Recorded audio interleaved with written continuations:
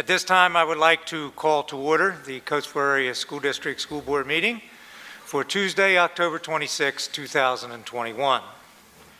Agenda item 1B, reading of the mission statement.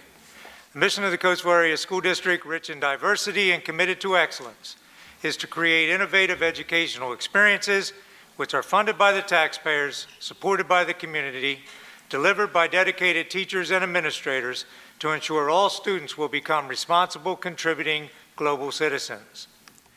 Agenda item 1C, advisement. By notice of the President, board members are advised that all votes shall be regarded as roll call votes. The minutes should also note that public notice was given for this meeting in accordance with Act 93 of 1998, Section 1. School board meetings shall proceed in accordance with school board policy. Madam Secretary, would you call the roll, please? Rob Fisher. Here. Tom Keach. Here. Harvell Brown. Here. Josh Kranz. Madam Secretary, Mr. Kranz has asked to be excused from this evening's meeting. Thank you. Andrew Finkbonner. Here. Becky Harlan. Here. Mary Ann Harris. Here. Amelia Mills. Here. Alasia Hudnell. Here. Allison Shriver. At this time, I would ask everyone if they would please stand for a moment of silence, followed by the Pledge of Allegiance to the flag.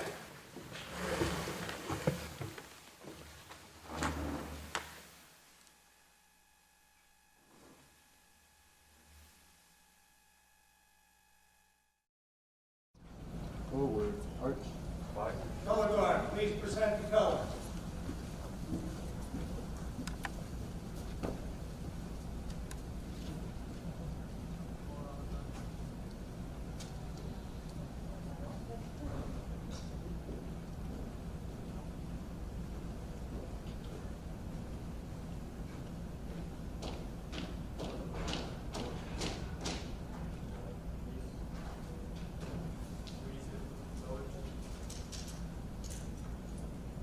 I pledge allegiance to the flag of the United States of America and to the republic for which it stands, one nation, under God, indivisible, with liberty and justice for all.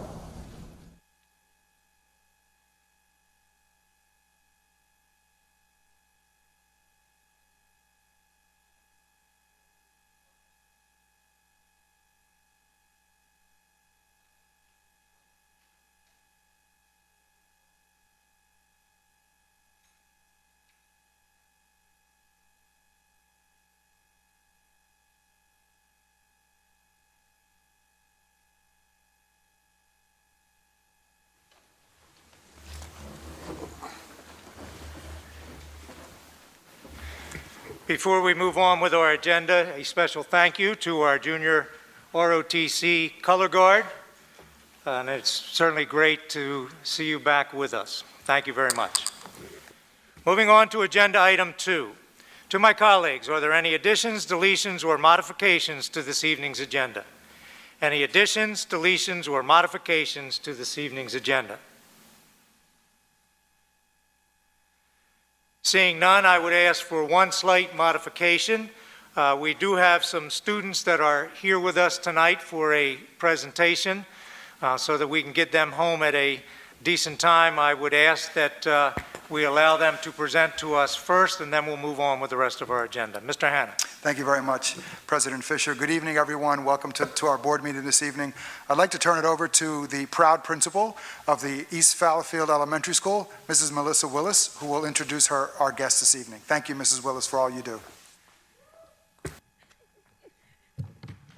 Oh, thank you. Good evening, Board of School Directors, Superintendent Hannah, to everyone in the audience who's watching and everyone home virtually. My name is Melissa Willis, and I am the proud principal of East Fallowfield Elementary School. This evening, I have the honor of recognizing Cub Scouts Pack 219, led by pack leaders J.J. Marino and Mike Grable. Thank you very much. Cub Scouts Pack 219 has been meeting at East Fallowfield for almost 40 years. So they have quite a long-standing relationship with East Fallowfield Elementary School. Throughout the years, Pack 219 has performed various acts of service in support of East Fallowfield. They've built quite a resume. So you'll see on the next slide, they have been maintaining the garden boxes at the rear of the school, which have produced vegetables for our school community. During their Thursday night meetings, PAC 219 helps clean the exterior of our school grounds.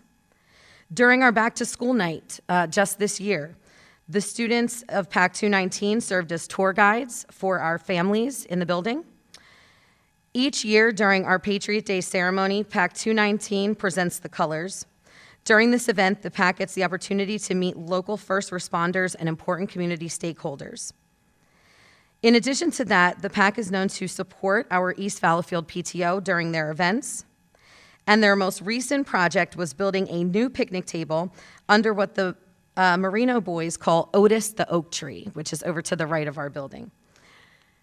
So you can see here just a few pictures. It is such, if you haven't experienced a Patriot Day ceremony at East Fallowfield, it is quite the event. And it is such an honor to have our own students presenting the colors during that ceremony. Here are just a few more photos.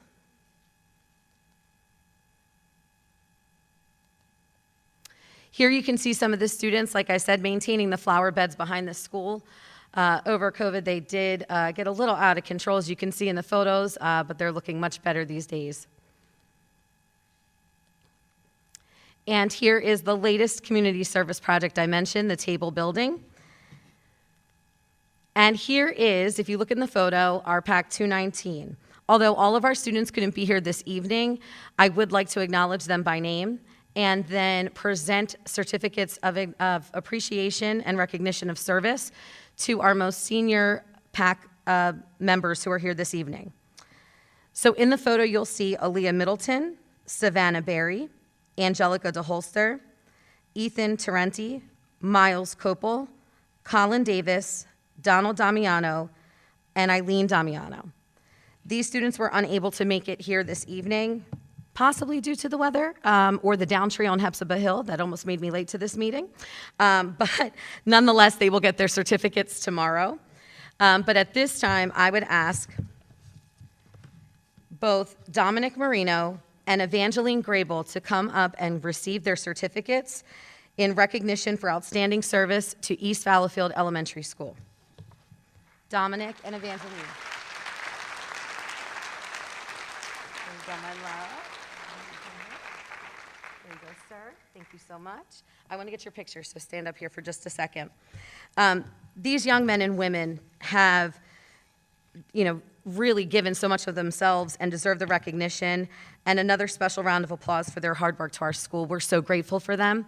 And to their PAC leaders, JJ Marino and Mike Grable, who are also here this evening. If we can give them a round of applause, please. Thank you. All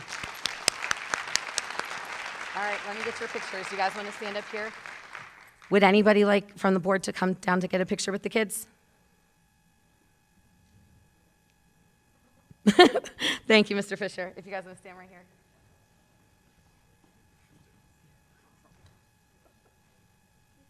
Yes. Oh, that would be wonderful. Thank you.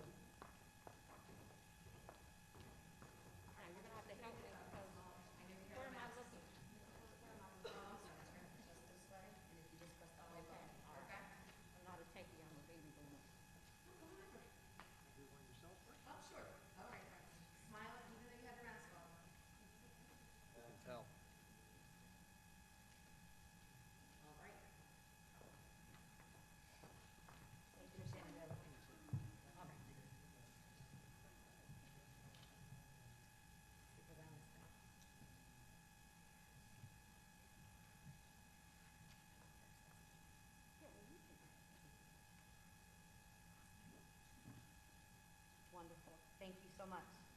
Thank you, guys. Thank you, sir.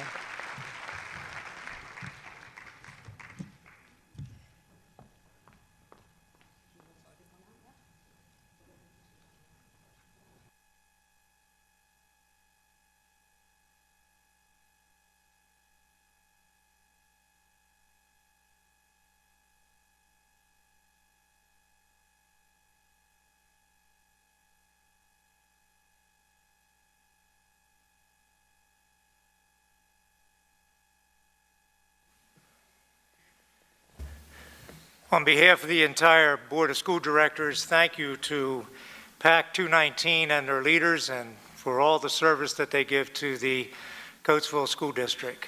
Let's give them one more round of applause.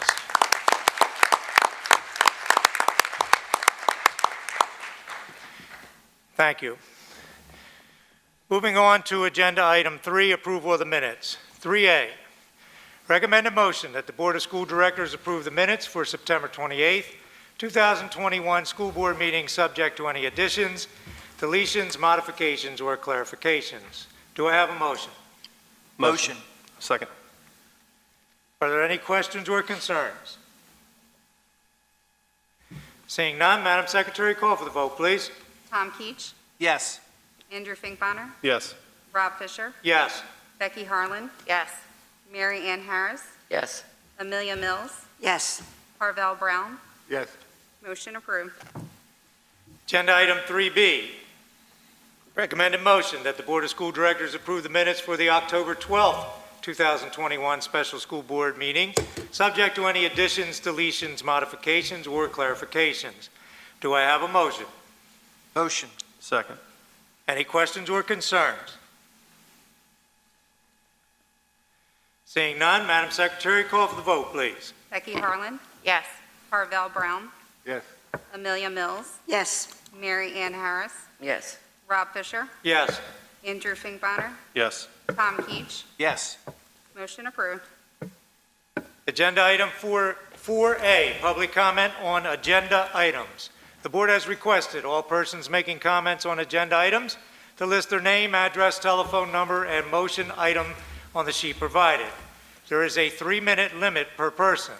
The board does not take action or discuss items not appearing on the agenda. The board values public comments and wishes to convey that although board members cannot discuss items that are not on the agenda, they listen carefully and appreciate and value input from the public.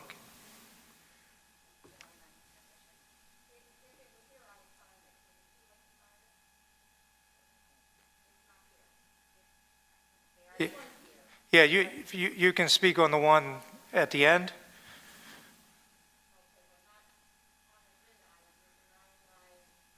No, I'm not, where is the sheet?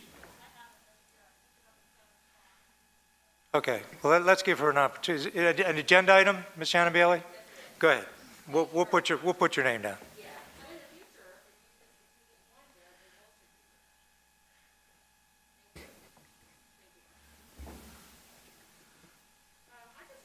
On the school board selection, I don't have the agenda. They ran out. There are no more. So is it appropriate to speak on the selection for the school board? Mr. Hanna's shaking his head. So good evening. I was happy to see Brandon Roan's name as a potential candidate for the school board. I've been knowing Brandon for the last 5 years. Brandon does have a strong intense passion for this district. Not to say anything difficult about the other candidate, but I know Brandon personally to spend a lot of time and a lot of energy to this district. Being a former employee, I believe he is the best decision. I'll never forget, I called Brandon on behalf of a family that I was advocating for. He was in Disneyland or Disney World, and he answered the phone, and we had a conversation about an issue. So please take those comments under consideration. Thank you. Thank you, Ms. Shannon Bailey. Moving on to agenda item 5, appointment of school board director. We have 2 candidates this evening. The board will interview the candidates for the school board director who have applied to fill the unexpired term in Region 2, recently vacated by Henry J. Osetto. So if I could have the 2 candidates come down front.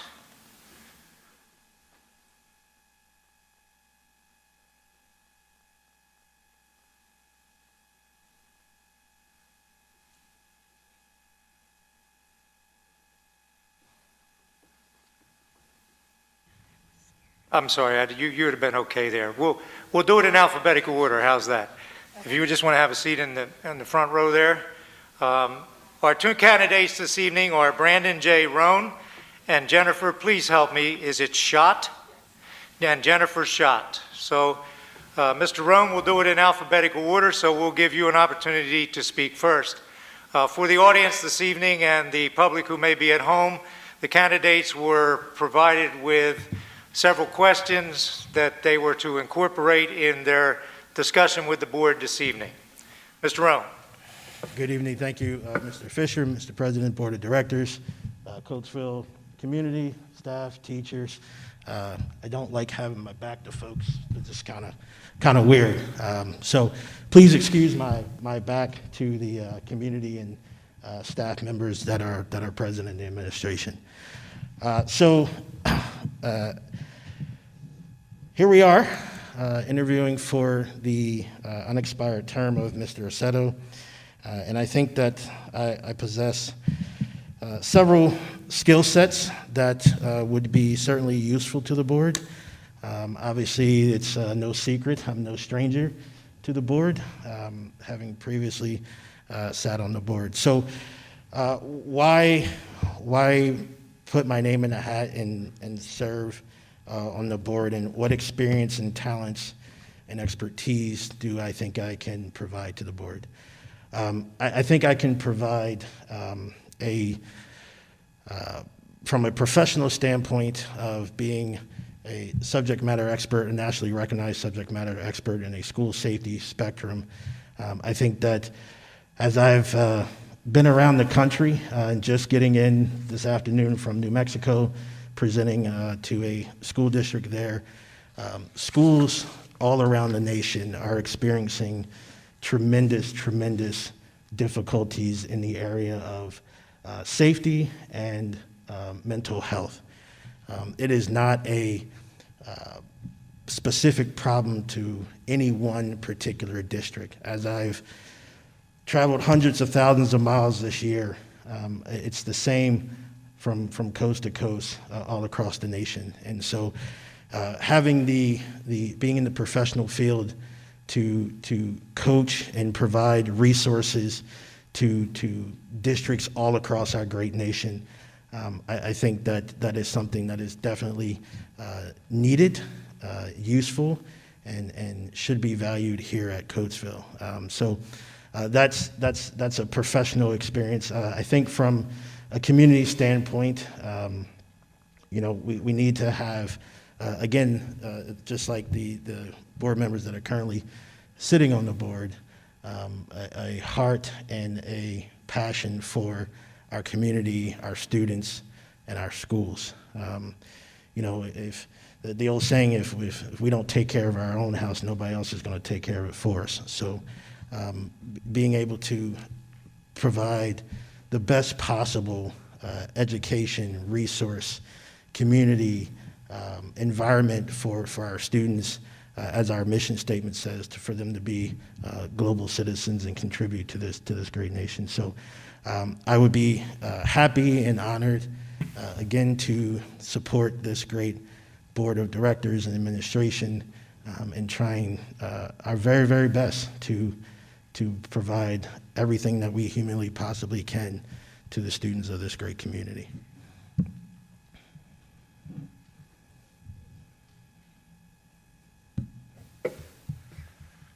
At this time, are there any additional questions from my colleagues for Mr. Roan?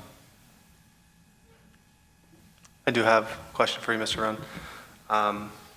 Actually, I have two questions, sorry. First question is, how would you go about creating a community and district-wide culture of continuous improvement?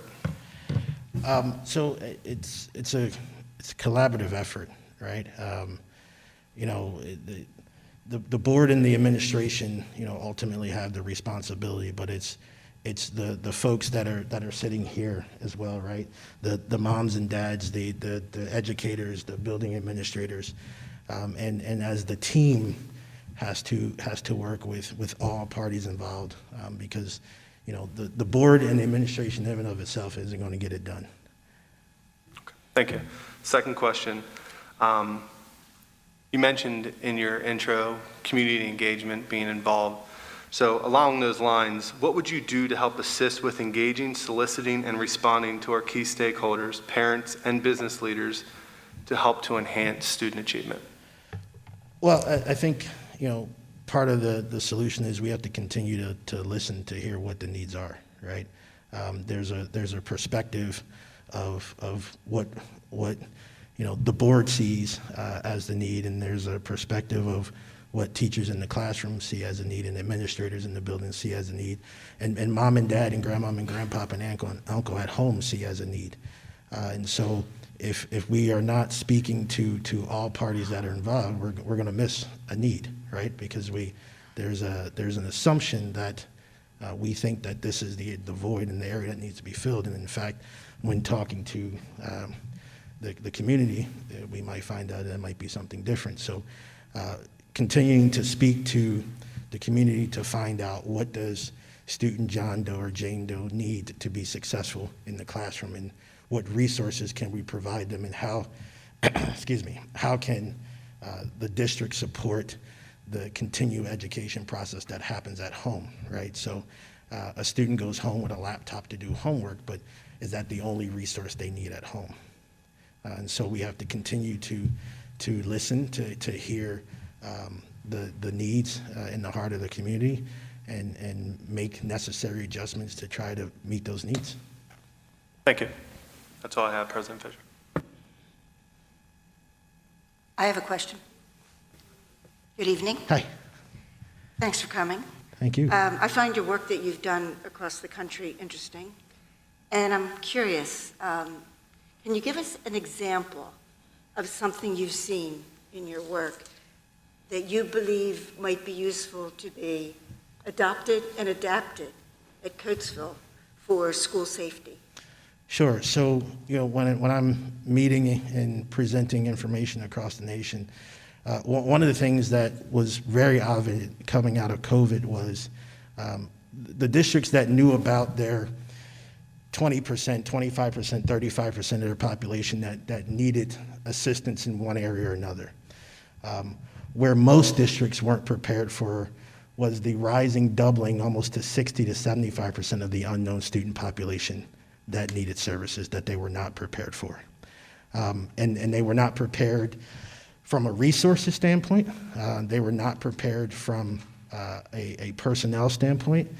And so we looked at, okay, you have, let's say the number is 20% of your student population that are going to need specific resources. But let's look at the 60% that are going to be waiting for you that you don't know about yet.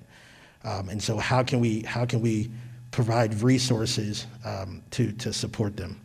Some of the other things that we looked at is, in the time in which we live in, social media drives basically all communication. And so when you look at, threats that happen all across the country, obviously we had an issue here, but I got news for you. We aren't the only one that had a social media threat at this beginning of the school year. And so some of the things that we as an organization put in place is anonymous tip reporting, right? That allows a student to report information without having the fear of snitches get stitches, right? So if I hear or my friend has made a comment and I'll give you an example, my colleague, his son is in middle school, 12-year-old in middle school, and a student brought a gun to school. And on the bus, the student told another student that she had the gun in her book bag. Well, right from the bus, that student got on her phone and used the anonymous tip reporting app. And by the time the bus got there, law enforcement was waiting on her, and they were able to resolve that issue without any violence happening in the building. So a simple app of anonymous tip reporting, allowing students to provide administration and law enforcement with information to get ahead of problems. Oftentimes we find out when an act of violence has happened, that student has told several people along the way. And through the course of the investigation, we found out that student has told 30, 40, 50 people, and nobody said anything out of fear of getting labeled as a snitch. Anonymous tip reporting solves that problem. So that's just two very quick examples of some of the work I do across the nation. Thank you.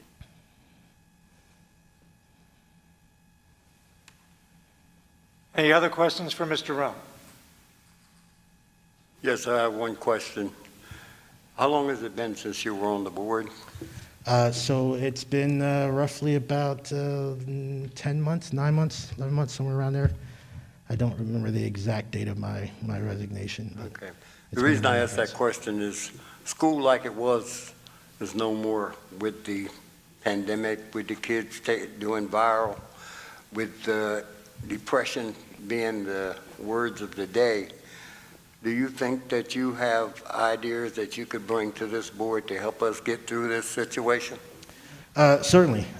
You know, again, the work that I do in the professional space is really around all of that. So certainly some ideas and things that we have seen be successful in districts across the nation certainly would be wise to provide them here to this district. Okay, thank you. Anyone else? Mr. Roan, thank you. Thank you you. for your application, and thank you for being here this evening. Appreciate it. Thank you. Mrs. Jennifer Schott.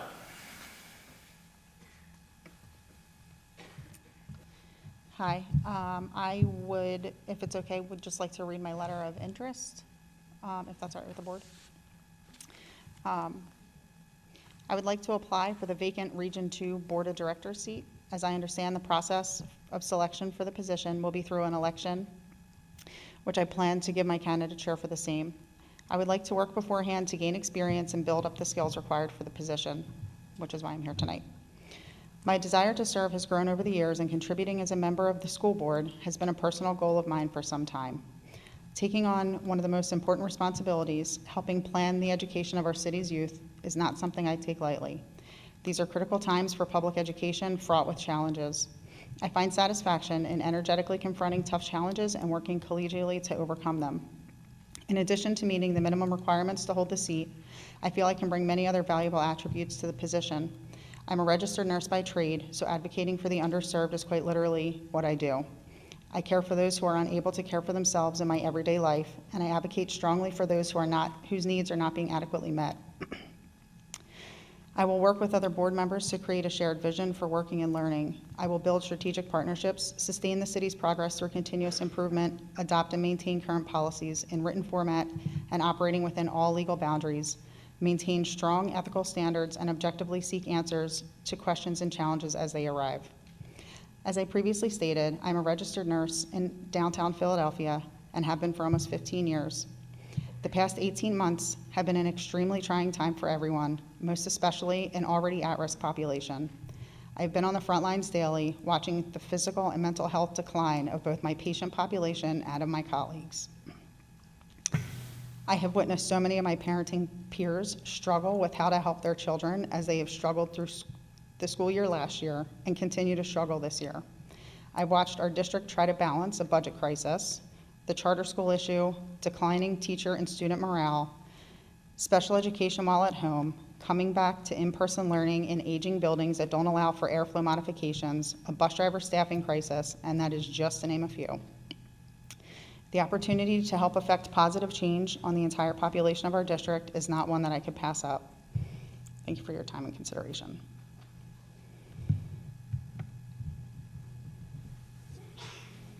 Additional questions for Mrs. Schott?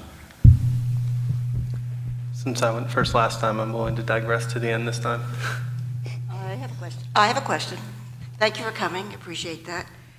I listened carefully to what you were saying, and I read your letter earlier. Thank you for all of that. But I was thinking, given the opportunity to be on the board, if you could pick one issue upon which you would advocate passionately, what might that be? Probably the mental health of our students and teachers. Can you say a little more? Sadly, And maybe you could lift up your mic too, because we can hear you. I'm not sure if everybody can. Okay, good. Okay. Sadly, I think the mental health of teenagers is something that unfortunately, a lot of times we don't know until something was wrong, until something is too late, until either a violent act has occurred against someone else or against themselves or self-harm, things like that. I think training staff that sees these kids every single day and how to pinpoint and identify at-risk behaviors, at-risk children, at-risk situations would help to just be one more set of eyes.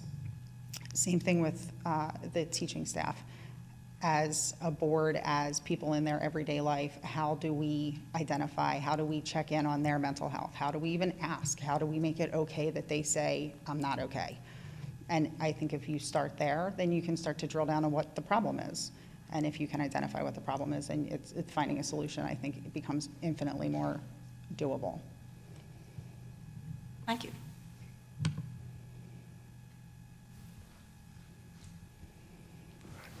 Thank you. So I do have two questions. Before I jump into those, I want to take a quick opportunity to thank both you and Mr. Rohn. The state of education in this country, let alone public education right now, is tumultuous to say the least. So I think it speaks to your virtues and your integrity to want to be a part of a solution and not harping on the problem. So I applaud both of you for putting your names in the hat for the open position for Region 2. That being said, I do have two questions for you. First question is, what would you do to assist with engaging, soliciting, and responding to our key stakeholders, parents, and business leaders to enhance student achievement? As far as business owners and the community goes, I think making them active participants in the students' success is a key way to do that.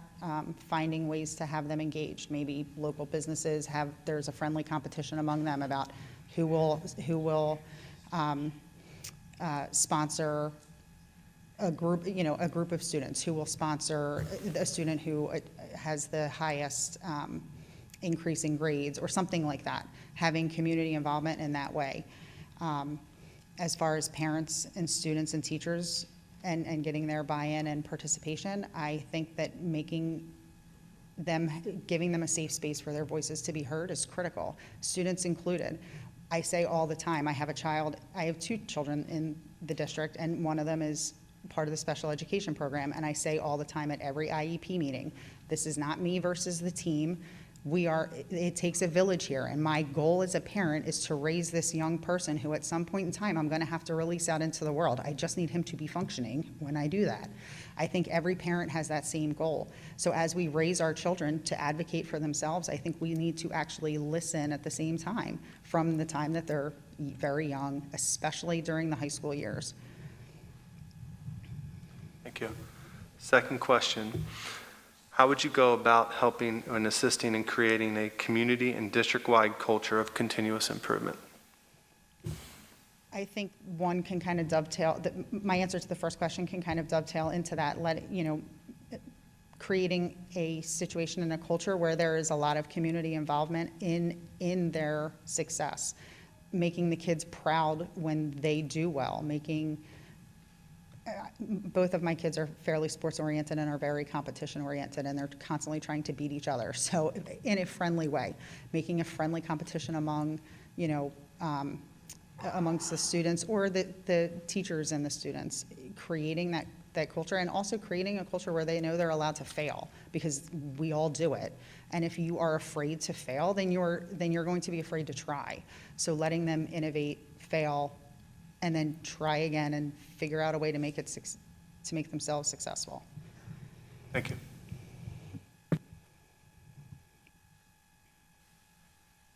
Any other questions for Mrs. Schott?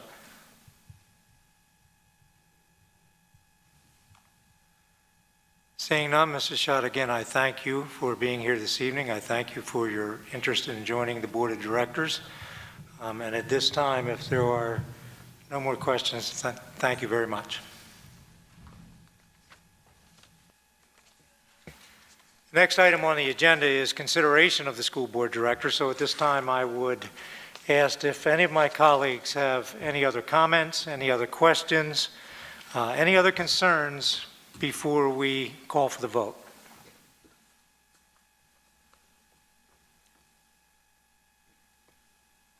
Seeing none, we'll move on to agenda item 5C, appointment of school board director.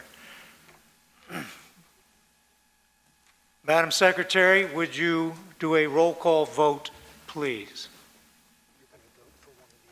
Rob Fisher, Brandon Rome. Harvell Brown,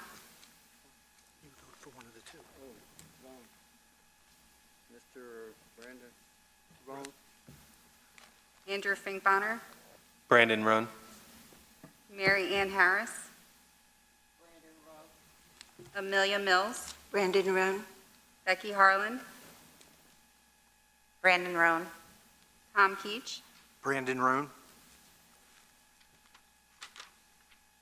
Brandon Roan. Mr. Roan, congratulations. Let me this time read a motion into the record. Recommended motion that the Board of School Directors appoint Brandon Roan as school board director to fill the unexpired term in Region 2 recently vacated by Henry J. Aceto. Do I have a motion? Motion. Second. Madam Secretary, again, for the record, let's do a roll call vote, please.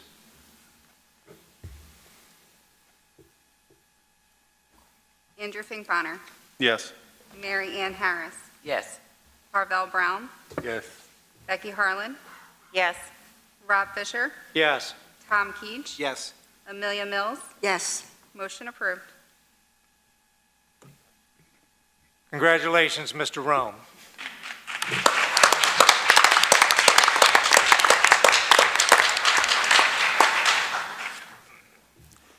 At this time, I would ask that Judge Hines come forward and proceed with the swearing-in ceremony. Mr. Roan as well, please.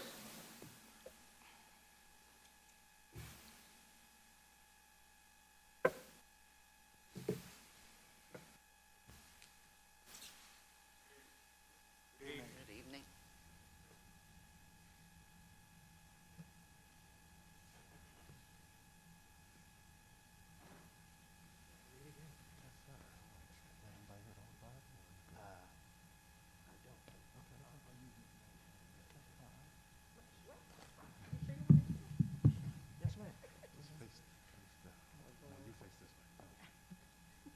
Where do you want me?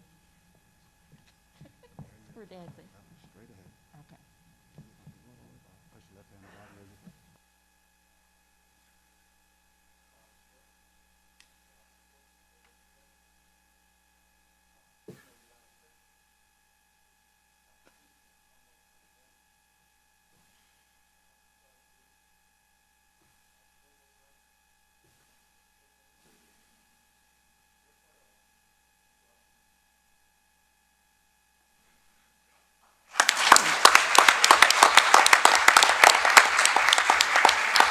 Mr. Roan, please come and join us.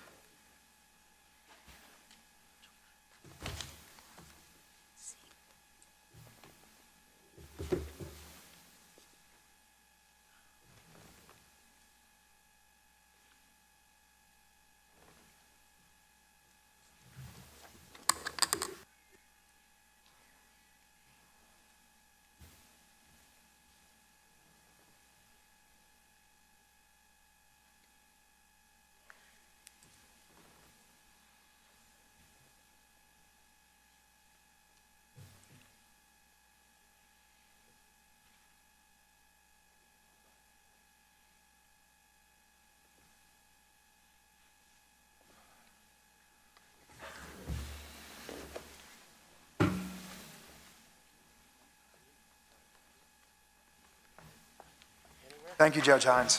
Judge Hines, before you disappear, on behalf of the entire Board of School Directors, thank you. Thank you for taking time from your busy schedule, and thank you for your continued dedication to the Coatesville School District.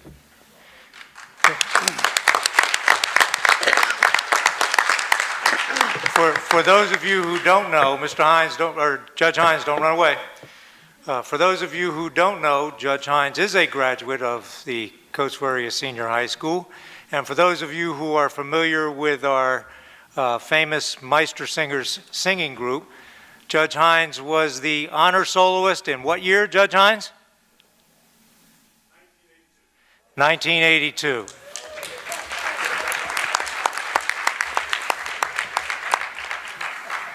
Thank you again, sir. Moving on with agenda items. Agenda item 6A, executive session. An executive session was held on October 11, 2021 and October 26, 2021 for legal and personnel reasons. At this time, we will have our student representatives' reports. Ladies.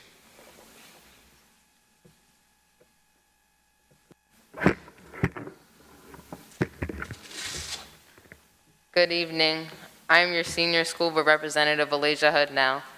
I'd like to start my portion of the student report by flashing back to last week, starting with our memorable Spirit Week.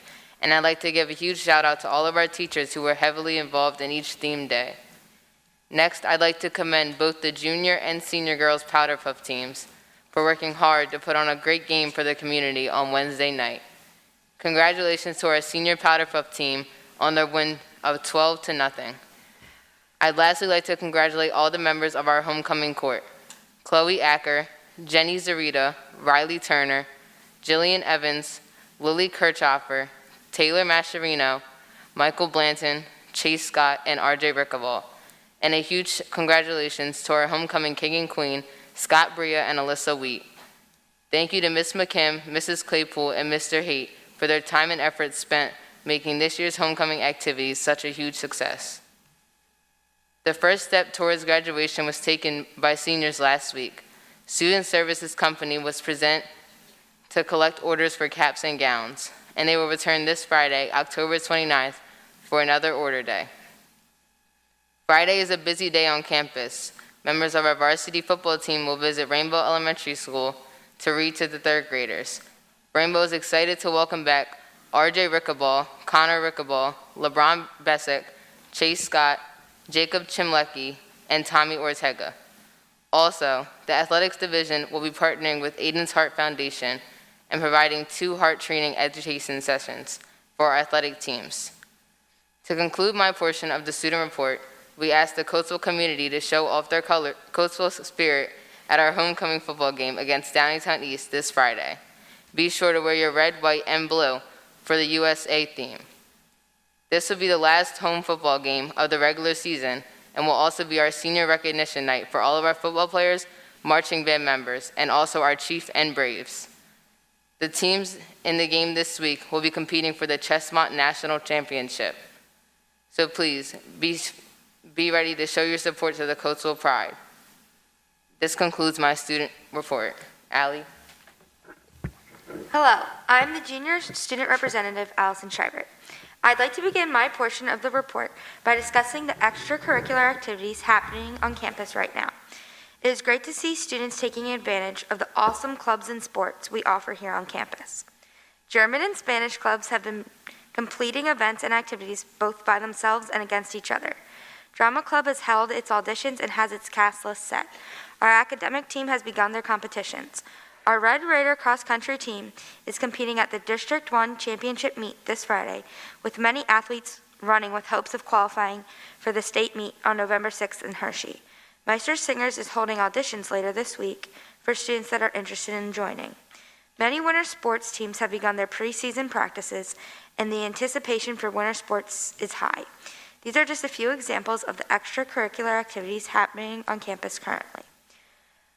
We would like to offer a huge congratulations to the PA 771 AFJROTC Honor Guard who showed off their talents at the Cherokee High School Drill Competition on Saturday, October 19th.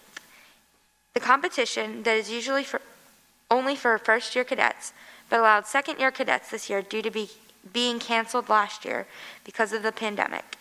Our cadets earned first place in the Color Guard event, second in the Armed Regulation event, and second place overall.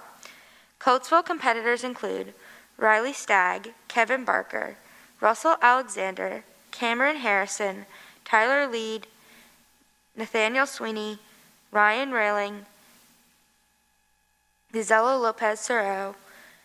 They were coached by Orlando Villafane, Brandon Schilling, Reed Betzel, and Nathaniel Felter. Congratulations again, students. To conclude my report, I would like to highlight the academic accomplishments of many of our CASH students. This week, CASH is pleased to honor 146 National Honor Society inductees on Thursday, October 28th at 6 p.m. here in the auditorium. The ceremony will feature remarks from Mr. Hanna, Mr. Pelaya, and a keynote address given by Judge Hines. Congratulations to our future National Honor Society members. Your hard work and dedication to your academics shows. As the end of the first marking period approaches us, ending on November 4th, parent-teacher conferences are being held on November 2nd so that parents have an opportunity to meet with their child's teachers and learn how the first marking period went. Students are looking forward to the end of the marking period, the rest of the year, and the activities that are in the future. That concludes my report. Ladies, as always, thank you again for a very informational report. First and foremost, on behalf again of the entire Board of School Directors, congratulations to all the inductees to the National Honor Society. And what was that number again? 140 some, did I hear? 146. 146. Congratulations.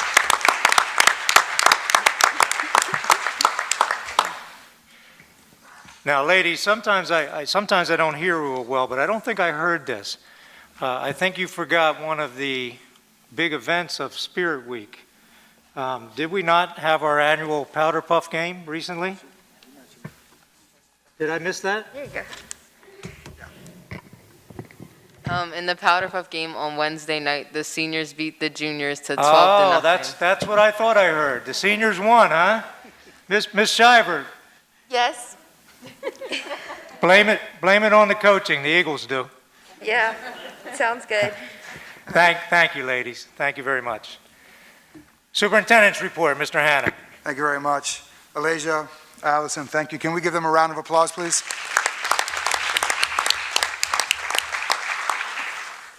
Good evening to the board, good evening to the staff, good evening to our community.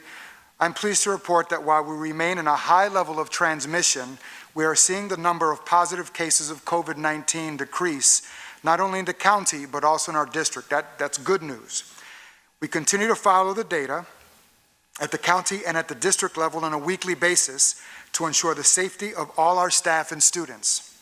Please check our website for updated information from the Chester County Health Department each and every Friday. The month of October has been very busy here in the district. As you know, unfortunately, we experienced, as Mr. Rome said earlier, a district-wide safety threat through a social media post. We deployed safety operations to ensure the safety of our teachers and students and are happy to report that the threat was investigated. An individual was identified and held accountable less than 12 hours after we were made aware of the threat. After the incident, the district conducted multiple debriefings to learn what we did well and where we could improve. One of the debriefings was with the Chester County Department of Emergency Services, who helped us review our actions on this day as part of a tabletop training exercise. Ironically enough, the day of the incident, we were scheduled for a tabletop training and had to cancel it. And so 2 weeks later, we actually used the threat of that day to be our tabletop exercise last week. An important message we walked away with was that our staff and students handled themselves in an outstanding manner. In addition, we have deepened our relationship with several municipal law enforcement departments, the Chester County District Attorney's Office and the Chester County Juvenile Probation, in a collaborative effort to ensure that our schools continue to offer a safe learning environment for our teachers, staff, and students. We know that to do so requires constant communication between the district, these agencies, our communities, our students, and our families. Later this evening, you'll hear more about a therapeutic, evidence-based educational program we feel is crucial to helping us meet the needs of our most at-risk students. Our Director of Pupil Services, Ms. Brenda George, and a team from the Lincoln Center are on the agenda to discuss this program. What's happening in our schools? That's a question. What's happening in our schools, right? Kings Highway.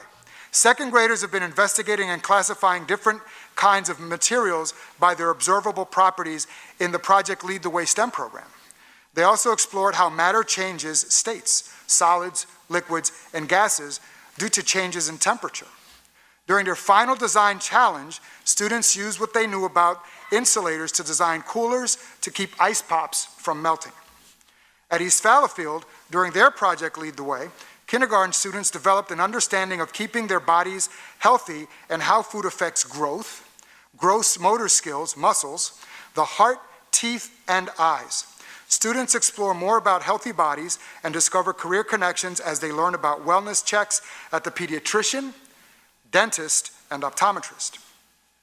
Congratulations to Rainbow. They recently had a movie night showing Willy Wonka and the Chocolate Factory. Chocolate, yes? Chocolate, yes? No? Okay. CASH, what's happening at CASH? For students at CASH seeking a hands-on learning environment, Morgan Truck Body LLC offers a great opportunity. Students can be trained in a true working environment where they can shadow and learn welding skills from professionals. At Morgan Truck Body, welders work in a manufacturing plant environment and are responsible for operating a multitude of welding equipment. Our students begin the semester in a classroom and practice lab training, where they learn about safety precautions, gear, tools, and operations of the equipment and overall plant. Once the students have mastered standards, they are paired with weld techs and weld trainers to apply their skill set to professional projects. At the end of the program, students complete weld tests which certify that they are able to complete the associated skills and tasks of a professional welder within the Morgan Truck Body Company. If students complete the program to the standards of Morgan Truck Body, they may be offered full-time employment there upon graduation. Professional development on October 11th, 2011. We're really proud about this day. In addition to learning about our assessment initiative, part of the day involved our teachers teaching each other. Thanks to our teachers who stepped up to lead the learning opportunities for our staff. I'm pleased to share, and I'm sure Mrs. Mills is too, we all are, that this was a strategy directly taken from the comprehensive plan in which teachers were excited to lead learning. They asked to do this, so congratulations. We have so many experts in our district, so having them drive adult learning makes so much sense to us. So can we give our teachers a round of applause for that, for bringing their talents to the district? Not to be left behind, our coaches, our athletic coaches, participated in the first part of a year-long professional development as well. The first session concentrated on sports-based youth development and the impact that coaches have on student athletes. That's the first of 6 sessions, so 5 sessions remain. We're really pleased to share with you that our district is piloting new academic programs. At Scott 6th Grade Center, Ms. Bird is piloting Amplify English Language Arts. Students are focusing on how emotion is conveyed using dialogue, tone of voice, facial expressions, and gestures. Students work in small groups to create scripts and perform short skits that include these elements. At Callan Elementary, Ms. Schuler is piloting Core Knowledge Language Arts, affectionately known as CKLA. Students finished their nursery rhymes and fables unit, and they made predictions about the outcome of the fable, identified the main lesson or moral of the fable, and demonstrated an understanding of several new vocabulary words, including boasting, darted, and steadily. I had the pleasure of visiting East Fallowfield and saw teachers who were piloting one of our programs discuss the experience with their peers of piloting this program and how pleased they've been with the experience to date. One of the teachers said, and I'll paraphrase, "We've been asking for a program like this for so many years. It's great to be at this point." There are pilots happening across the district, and I want to give a shout out to the teacher volunteers and the central admin team and our school leaders who are leading the way with the implementation of these pilots. This month, I hope you know, is Principals Month. This is October, so please take time to recognize our school principals and assistant principals for all they do to lead their schools and support educational growth of our students. Principals in the room, could you please stand? They hate when I do this, I'm sorry. Principals and APs, please stand, please, please, please. Please, please.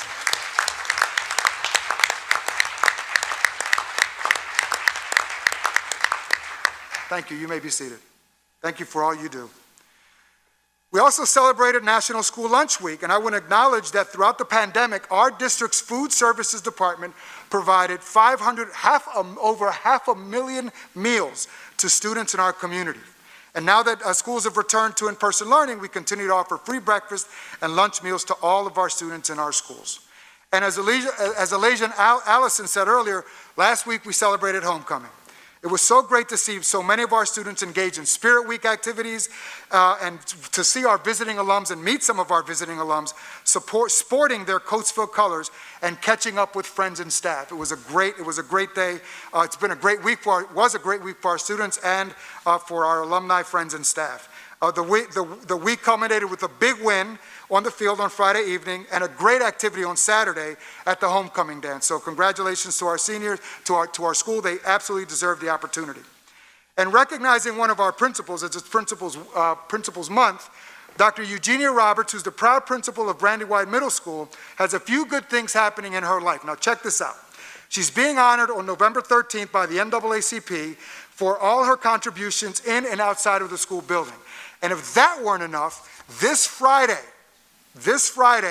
her family will be on Family Feud, where they were contestants, and the episode will air this Friday at 7 p.m. on the CW.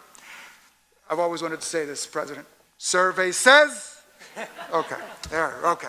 Now my sense is, we'll see. She has kept it close to the vest, and we've tried. How much did you win? What did you get? Wasn't able to tell us. Our students talked about the fall sports. We had 536 students, 7 through 12, engaged in fall sports this year, this fall. Congratulations to them. You heard about our cross-country team. They're going to run all the way to Hershey, and they're going to win this, so we're proud of them.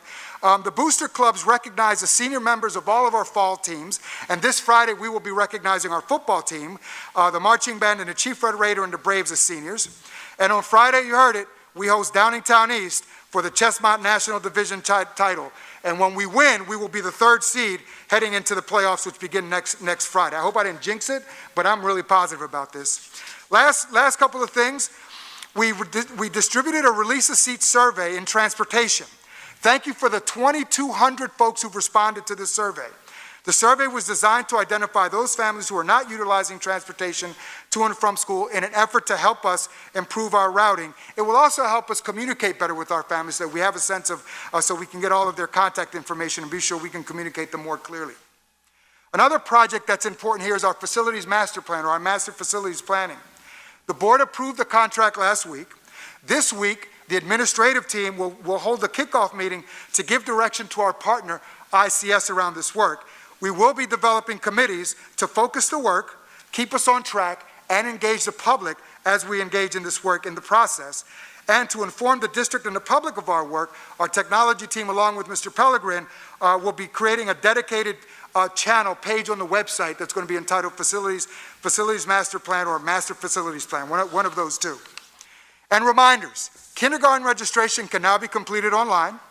K-12 parent conferences are scheduled for Monday, November 1st. Election day is Tuesday, November 2nd. There is no school for students on either day, on the 1st or the 2nd. And please, we ask that you use the opportunity on the 2nd to exercise one of our most important rights. Please vote. And we heard about the National Honor Society on Thursday evening, 146 students. We're very proud of them. And Mr. Fisher, with all that, my remarks are concluded. Thank you very much for the opportunity. Mr. Hanna, as always, thank you again for a very informative superintendent's report. Moving on with tonight's agenda, we will move on to agenda item 8B, important dates. November 9th, 2021, 6 o'clock p.m., all committees and special meeting, Coatesville Senior High School Auditorium. November 23rd, 2021, 7 o'clock p.m., school board meeting, Coatesville Senior High School Auditorium. Agenda item 9A, presentation, the Lincoln Center. And I believe Ms. Brenda George, our Director of Pupil Services, and we have some representatives from the Lincoln Center here this evening. So, Ms. George, I'll turn it over to you.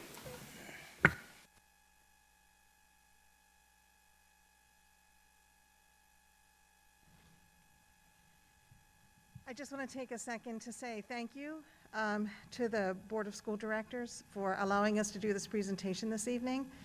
Over the past few months, we have worked in partnership with the Lincoln Center to talk about issues that were raised this evening with mental health and behavior.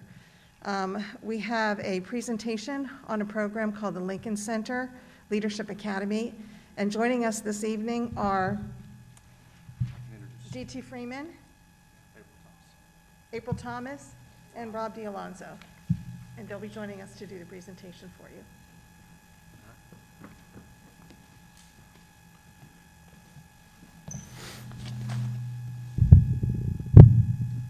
Thank you, Ms. George, and thank you for your time this evening.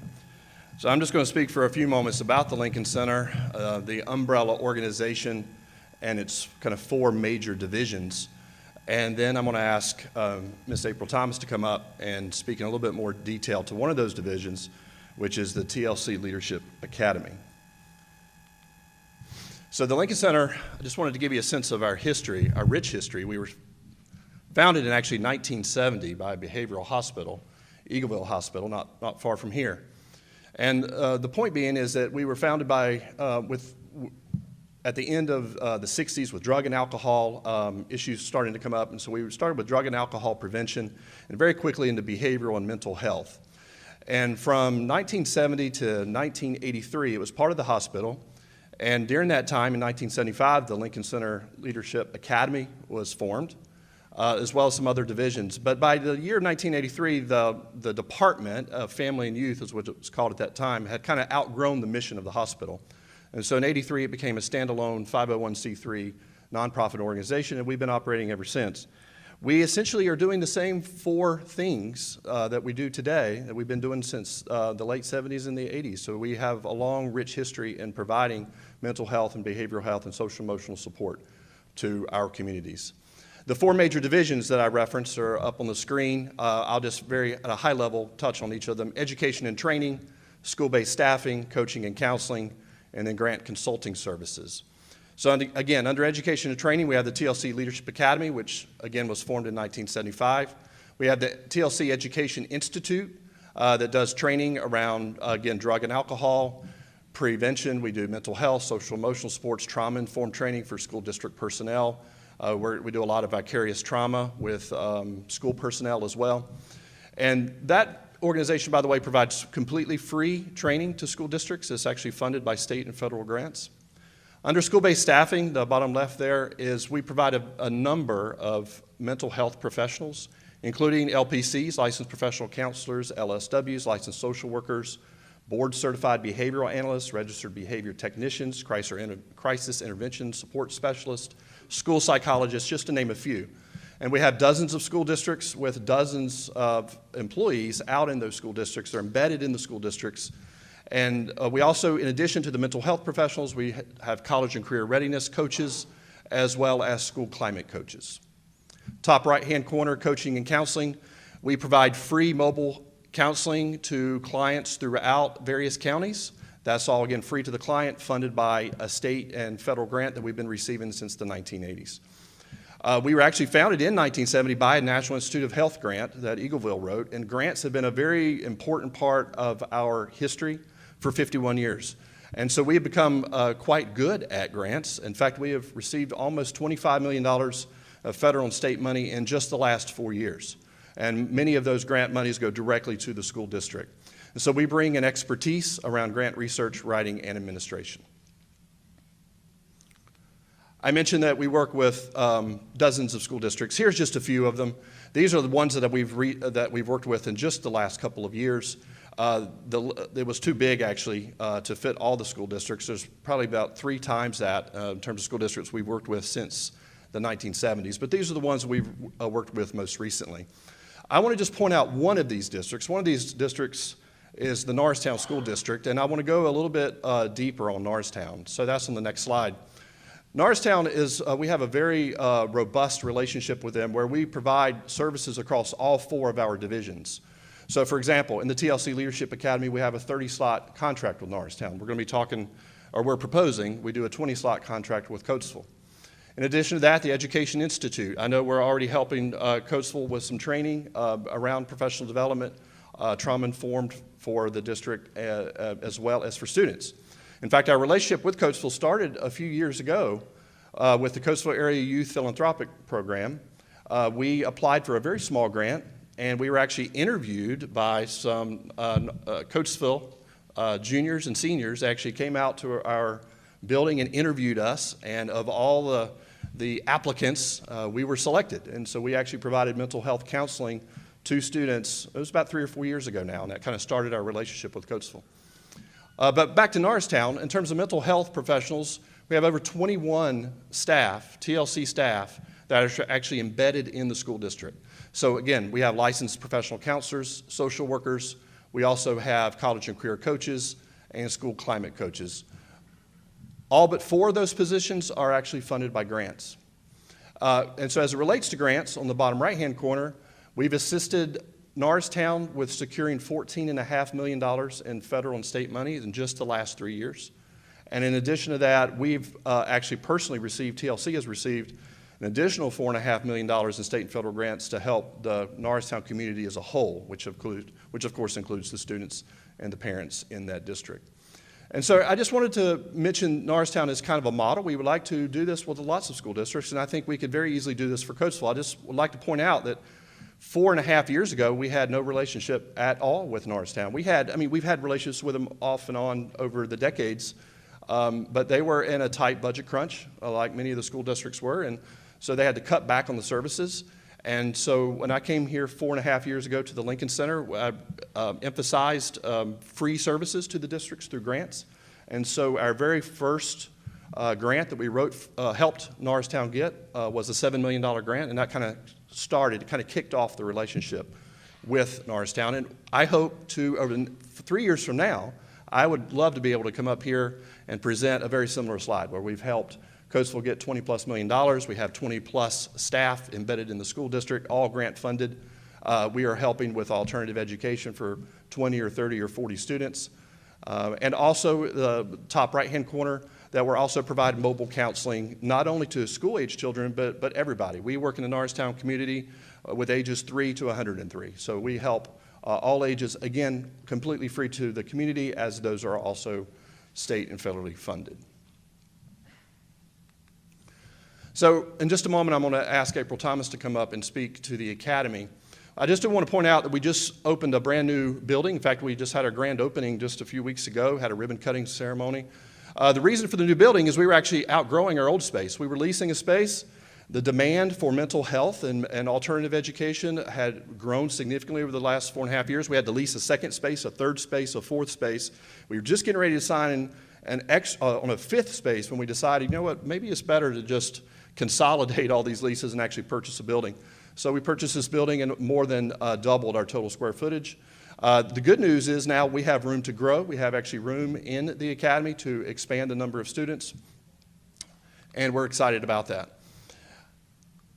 Let me just point out 6 kind of critical features of our schools, and the next 6 slides we're going to talk about each of these. We'll go through them really quickly. The transformational education model is critical to everything that we do. It's a very academic-based model. It's rooted in 50+ years of research. I'm not going to go over it tonight, but I would suggest to the board that there is a peer-reviewed academic journal that goes into this model in detail. If you're interested in kind of research, it is available for download on our website, which I'll give you a link to our website later.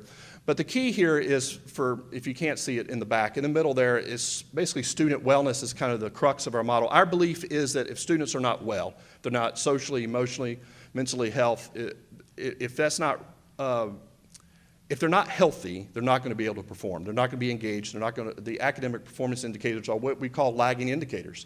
And so if they're not healthy, they're not going to be performing. And we believe the most important thing to affect overall student wellness is the influence of teachers in the classroom. And so this whole model is around 4 kind of critical leadership behaviors that's rooted in transformational leadership theory. And we view the teacher as the leader. If you look at the definition of leadership as the ability to influence others, teachers are in the best position to be able to influence their students. And so we think this is a unique model, and we're very proud of it. And again, I would encourage you to read a little bit more about it if you're interested. And then at this point, I'm going to ask April Thomas to come up. She's our Chief Schools Officer as well as the Director of the TLC Leadership Academy, and she's going to talk about our curriculum along with some other things. You going to click for me? I can, yeah. All right. Good evening. Are you able to hear me? My mask is sort of, okay. Good evening. I'm going to be speaking about some of the design features and giving you a little bit of anecdotal information about how our transformational educational model lives day to day in our school. Our second design feature is the standards aligned curriculum. Of course, all of our courses are Pennsylvania standards aligned. We pride ourselves on experiential, project-based learning. Our students, oftentimes, you'll see a topic threaded through all of the major courses. For example, last year, students did an entire unit on going to the moon. And so in math, they were calculating air quality. In physical education, they were trying to do exercises without gravity. We were in science learning about the differences in gravity at different levels of the earth. And then it culminated in our virtual reality lab with the simulation of walking on the moon. And it was really funny to see the students walking on the moon within the VR lab. It's just one of the ways that we take what we do in terms of instruction and thread it through actually having students experience and being hands-on. We do have a robotics lab, and that's the picture that you see up on the top. It's to support, can I take this off? It's suffocating me. I'm sorry. Just briefly. Just momentarily, and I am socially distant, so I hope you respect that. We do have laptops available for virtual learning as needed. We can be one-to-one with technology for our students. Field trips and college visits are a regular part of what we do. We try to do monthly field trips, and we have integrated community service. Some of the recent community service activities, Phil Abundance, Joy of Socks, Alex's Lemonade, but in addition to that, we are a school at its core, and I was happy to hear some of the students talking about Spirit Week. We're planning our upcoming Spirit Week in November, so I may steal some of your ideas and hear a little bit more about that powder puff, because we don't have that. The leadership development that you spoke about, teachers leading trainings, we develop our students to do just that. We tap into our students' interests. For instance, we have a volunteer firefighter who led a workshop for his peers on fire safety during Fire Safety Month. Just a few examples of how we develop leadership on a day-to-day basis. Our evidence-based practices, that the design feature number 3. Who you see at the top, I don't want to read the bullets, it's so many, but I want to talk to you about our therapeutic approach. Stefan Hood is one of our counselors. And what you see at the top is him trying to utilize relationship to connect with students before he can be therapeutic. What we know, again, is if students aren't well, they're not going to learn. What we also know is students don't trust you, they're not going to be open to what you have to offer. And so we build that trust by meeting students wherever they are in their interests, sometimes through art, through music, through movement, and recreational activities. Our leadership development curriculum I spoke about, but it also includes college and career readiness. Habitudes is one of the evidence-based curricula that we use in that area. Communication skills, coping strategies, and emotional regulation are all a part of what we do. We have a spacious, intimate school environment. And you'll see a couple of pictures about it. A low student-to-staff ratio, 4-to-1. That is a dream for both our teachers and our students because everyone gets personalized attention. Authentic, caring relationships with students is extremely important. And what you see is the ability to connect with students is threaded throughout all that we do.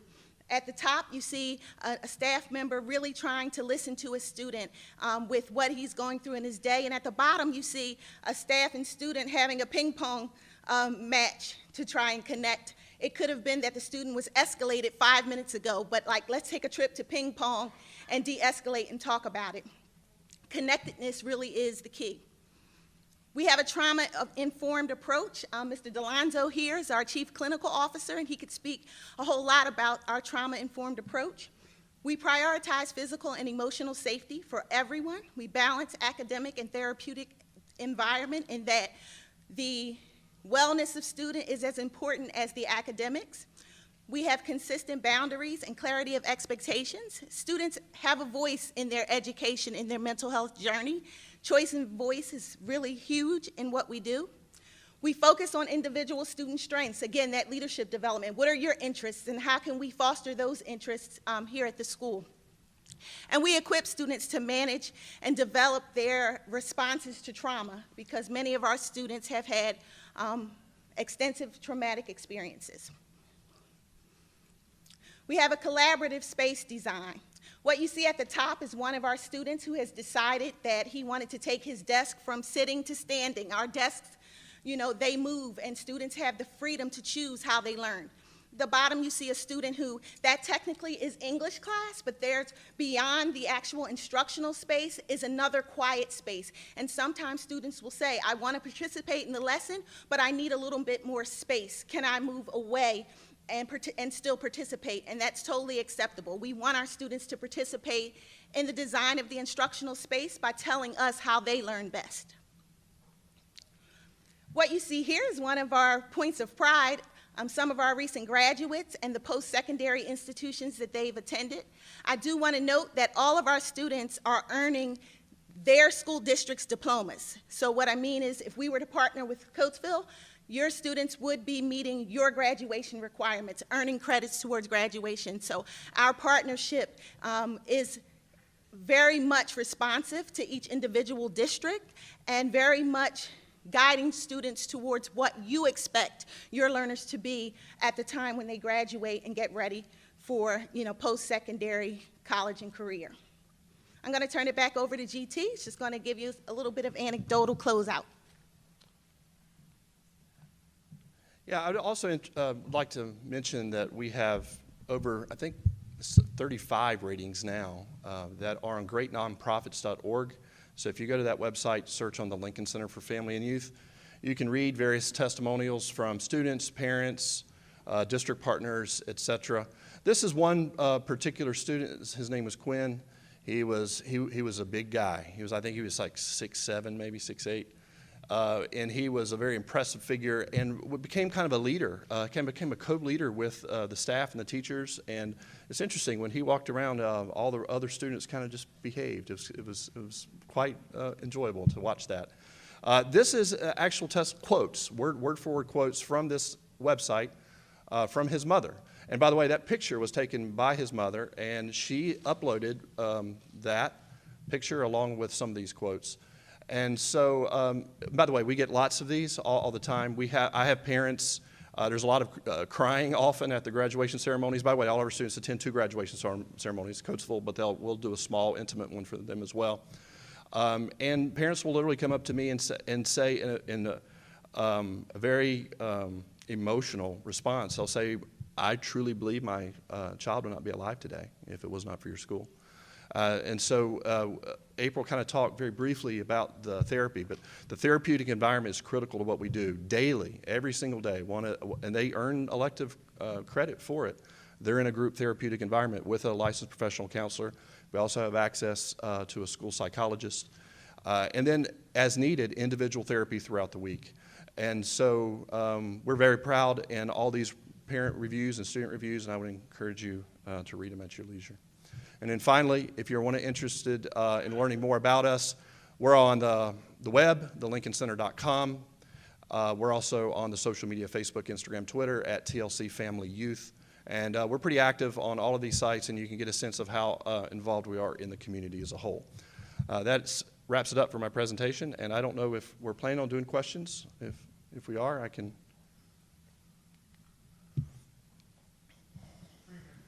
Most, thank you for a very informative presentation. What I'd like to do is open up to my colleagues any questions that they may have to ask to either you or your staff that are here this evening, and then we'll go from there. Okay. Ms. Mills, I see.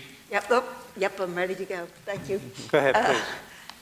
I was pondering before it came out. That was very impressive. Thank you for doing that. So, and you've been around, and I recognize a lot of the schools and had relationships with them. How do you envision working with us? What's the package? Well, I think what is on the agenda for tonight is a 20-slot contract for alternative education students that would, in the short term, go to the Leadership Academy, which is about 30 minutes from here. Long term, we would love to be able to create a space within the coastal community where we want to be part of the community. And so that's one thing. Number two, also on the agenda for tonight, is 2 mental health counselors that would actually be embedded in the school district. And so in addition to that, we have 2, maybe even 3 grants that are currently in process that partnering with Mr. Hanna and Ms. George, we have submitted a couple of federal grants, in fact. We'll know by the end of the school year whether we were awarded them. We are, now that we have established this partnership, we are constantly looking for new grant opportunities, and we'll continue to write grants throughout the year. So, if I go back to the Norristown slide, I meant it when I said 3 years from now, I'd love to be able to stand up here and say that we're doing alternative education. We've got 20+ mental health counselors embedded in the school district, and we've helped you get $20+ million in grants. So when you say 20 slots, what does that mean? Yeah, so working with Ms. George here, she will identify the 20 students for alternative placement, and they would be placed at our school.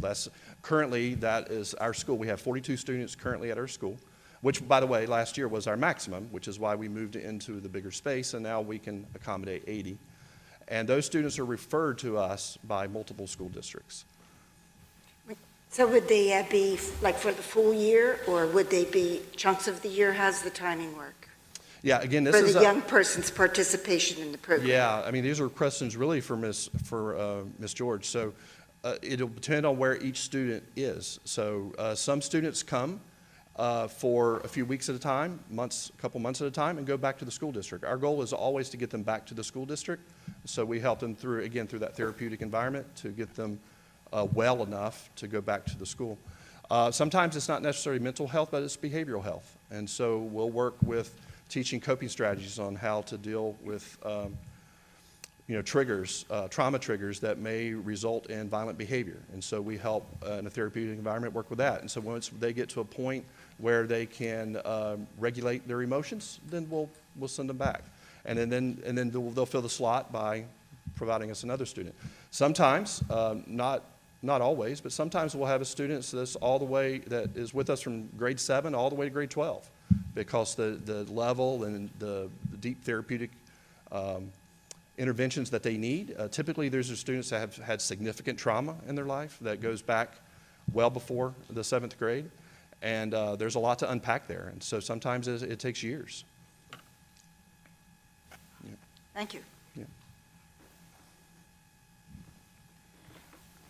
Mr. Freeman, I just want to say thank you for coming. I'm very familiar with your school, and I'm excited that finally being a part of our district.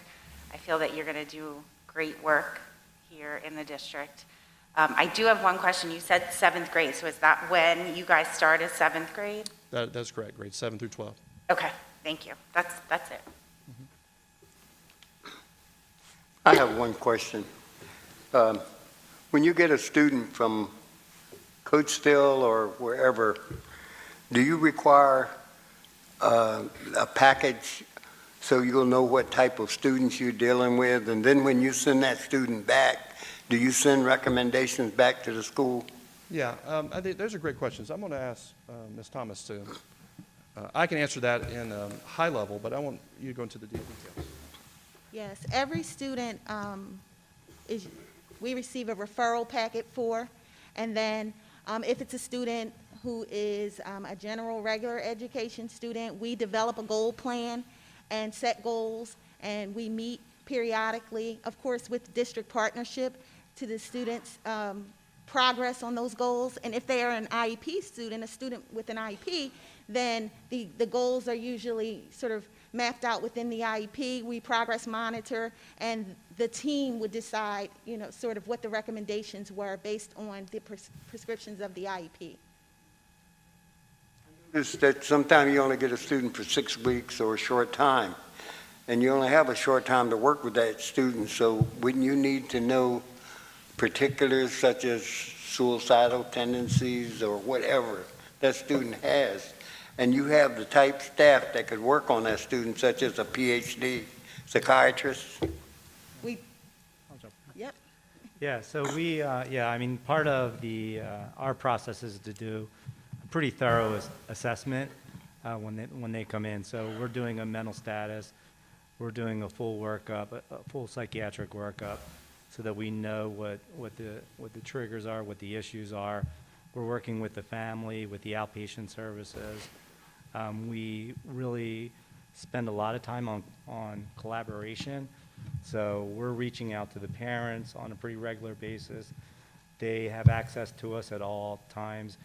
I get texts sometimes at 10 o'clock at night about, hey, tomorrow she's going to come in, she's going to be upset, just be prepared. So we're going back and forth. We know that it could be a short period of time, so discharge planning starts from day one. We want to build in natural supports in the community where the person lives. We want to make sure the family feels stronger as a process, that they have a game plan for how to manage those crises. We want to be prepared with crisis plans and safety plans and all that stuff. So, we're trying to teach resilience, and we definitely want them to have a taste of success. Okay, thank you.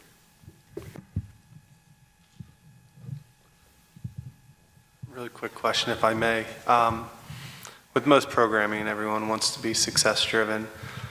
So maybe this is a question for you, Mr. Freeman. Along those same lines, how does the Lincoln Center, understanding that success in this paradigm comes in all shapes and colors, but how does the Lincoln Center gauge success at a high level?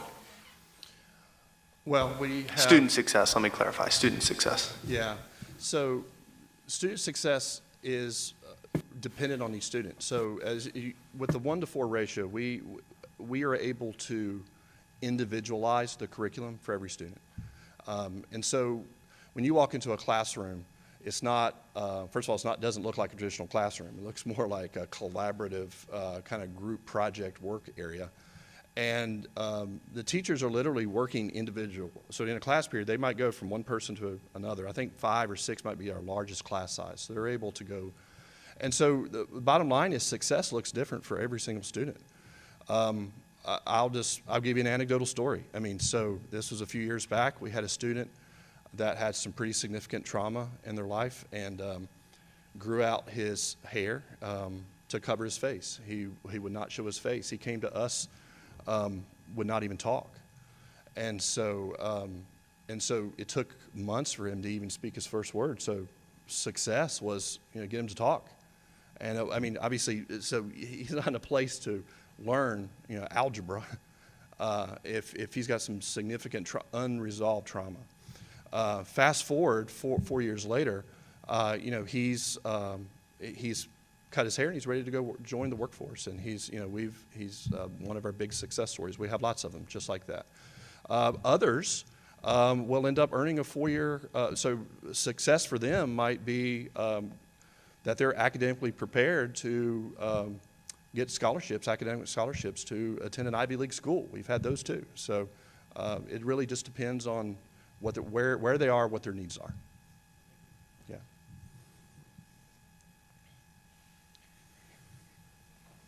Mr. Freeman, again, I want to thank you for a very thorough presentation. I did have a couple questions, but you answered them throughout your presentation.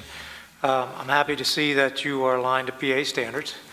I'm extremely happy to see that our young people will be able to earn credits towards their graduation here at Coatesville High School, because that would be all of our goals, to get them back here to graduate from Coatesville. Evidence-based, so again, thank you for a very thorough presentation.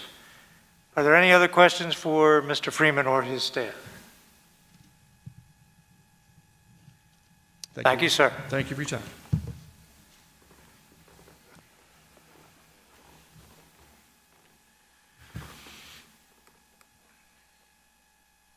Moving on to agenda item 10A, adoption of consent agenda.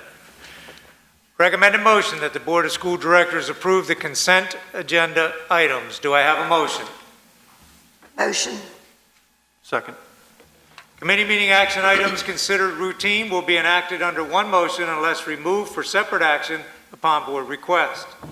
The purpose of the consolidated motion is to expedite governing board action on all consent items which are not held for discussion. Items that have been held for discussion by the governing board will be enacted upon at the time the item is discussed.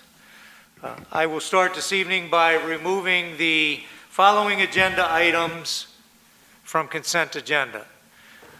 Under number 11, Finance Committee, I would like to remove agenda item A, financial statements. Agenda item B, Educational Consultant Support Services, Dr. William W. Bailey III.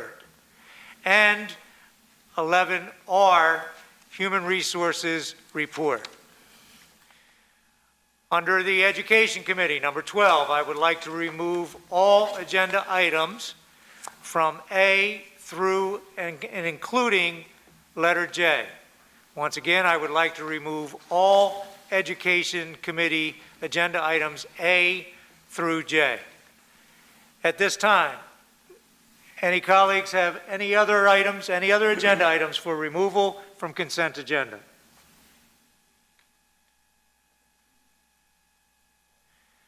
Seeing none, Madam Secretary, would you call for the vote, please? Mary Ann Harris.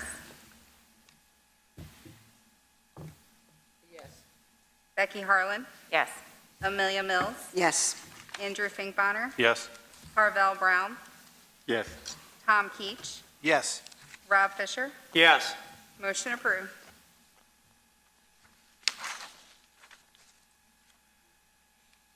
Moving back to agenda item 11, Finance Committee. Chairman Finkbonner, would you please read the motions that were removed from consent agenda? Certainly. Thank you, President Fisher. First up, we have letter A, financial statements. Recommended action that the Board of School Directors approve the financial statements bills payable list as presented. Do we have a motion? Motion. Second. Any questions or comments? Seeing none, we'll call for a vote. Becky Harlan. Yes. Rob Fisher. Yes. Andrew Finkbonner. Yes. Tom Keach. Yes. Harvell Brown. Yes. Amelia Mills. Yes. Mary Ann Harris. Yes. Motion approved. Letter B, Educational Consultant Support Services, Dr. William W. Bailey III. Recommended action that the Board of School Directors ratify an agreement for Dr. William W. Bailey III to provide educational consultant support services to the district through the existing agreement for services with CRES at a cost of $605 per day as presented. Do we have a motion? Motion. Second. Any questions or comments? I'll ask Mr. Hanna if you could shed some light on that, please. Yes, I could. Thank you to the board for the opportunity. This is an agreement with Dr. Bailey. Admittedly, this should have come to the board earlier. I own it completely. This was an opportunity to fill a vacancy that was created as a result of a leave for one of our administrators, and so we had to be sure that we were covered from the beginning of school through last Friday. And as I said earlier, should have come to the board beforehand, so you had the opportunity, and I own it completely responsible for this, and I will ensure this does not happen again. I appreciate the opportunity to explain this. Services, in fact, the ratification means that services have already been rendered. He already started when school started and ended last Friday, and just wanted to be very clear about that with the board and with the community. Thank you, Mr. Hanna. Any other questions or comments? Seeing none, we'll call for a vote. Amelia Mills. Yes. Becky Harlan. Yes. Mary Ann Harris. Yes. Tom Keach. Yes. Rob Fisher. Yes. Andrew Finkbonner. Yes. Harvell Brown. Yes. Motion approved. Next up, letter R, Human Resources Report.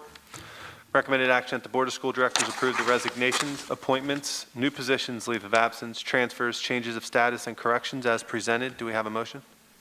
Motion. Second. Any questions or comments? Seeing none, we'll call for a vote. Amelia Mills. Yes. Tom Keach. Yes.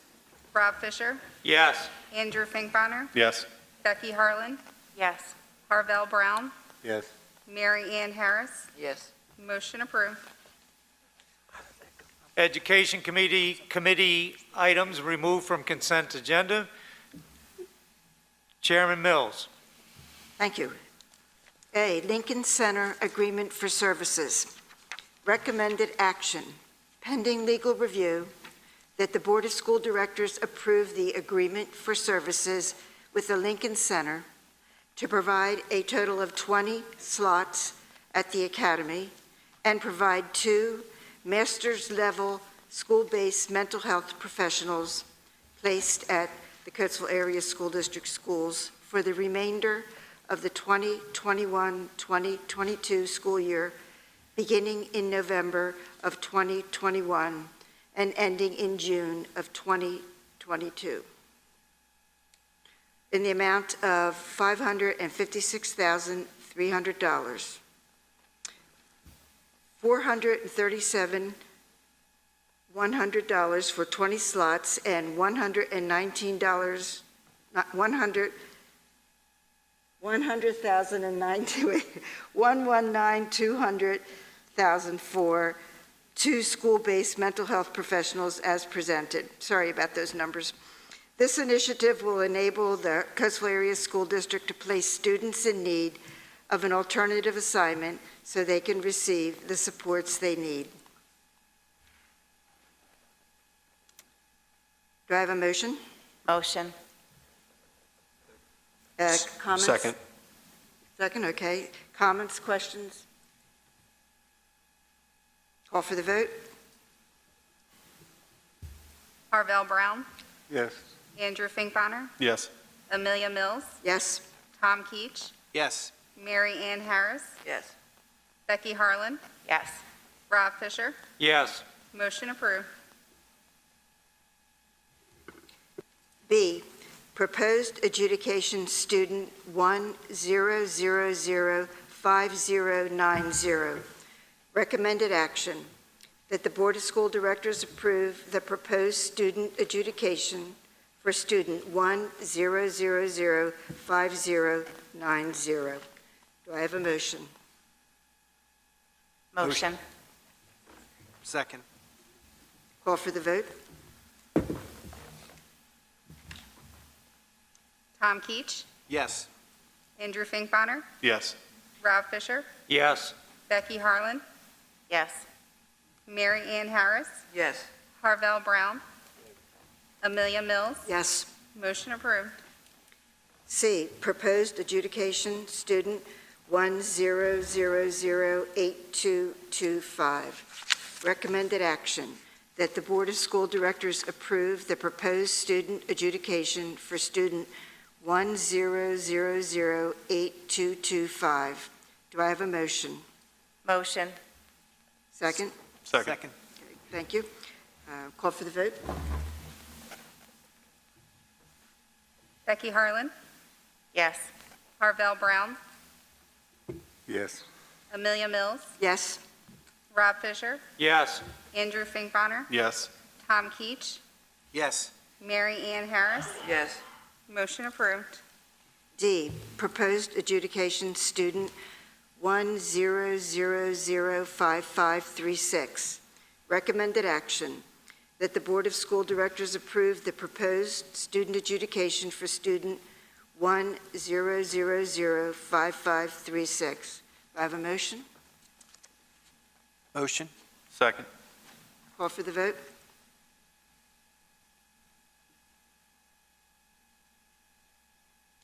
Becky Harlan, Yes. Mary Ann Harris, Yes. Harvell Brown, Yes. Rob Fisher, Yes. Andrew Finkbonner, Yes. Tom Keach, Yes. Amelia Mills. Yes. Motion approved. E, proposed adjudication student 10010385. Recommended action, that the Board of School Directors select option A or option B and approve the appropriate proposed student adjudication for student 10010385. So I guess when we're doing that, they're going to say A or B, right? So you're going to, when she polls, say A or B? Thank you. Need a motion and a second. Read it again. No, you need a motion or second. Do I have a motion? Motion. Second. Ms. Mills, as a point of clarification, if we could, I think maybe we should go back and amend the motion, first and foremost, to read whether we are in approval of the adjudication. And if that is the case, then I think we should add this motion for option A or option B. Okay. So if I may, I will read into the agenda, I will read in the following recommended motion. That the Board of School Directors approve the student adjudication for student 100-10385. Do I have a motion for that? Motion. And a second. Second. So, Madam Secretary, if you would call the vote for the approval or disapproval of the student adjudication first, please. Rob Fisher, Yes. Tom Keach, Yes. Andrew Finkbeiner, Yes. Harvell Brown, Yes. Amelia Mills, Yes. Becky Harlan, Yes. Mary Ann Harris. Yes. Motion approved. So, Ms. Mills, I apologize for the interruption there. I think at this time now we can go back and read once again the recommended motion that stands in the agenda.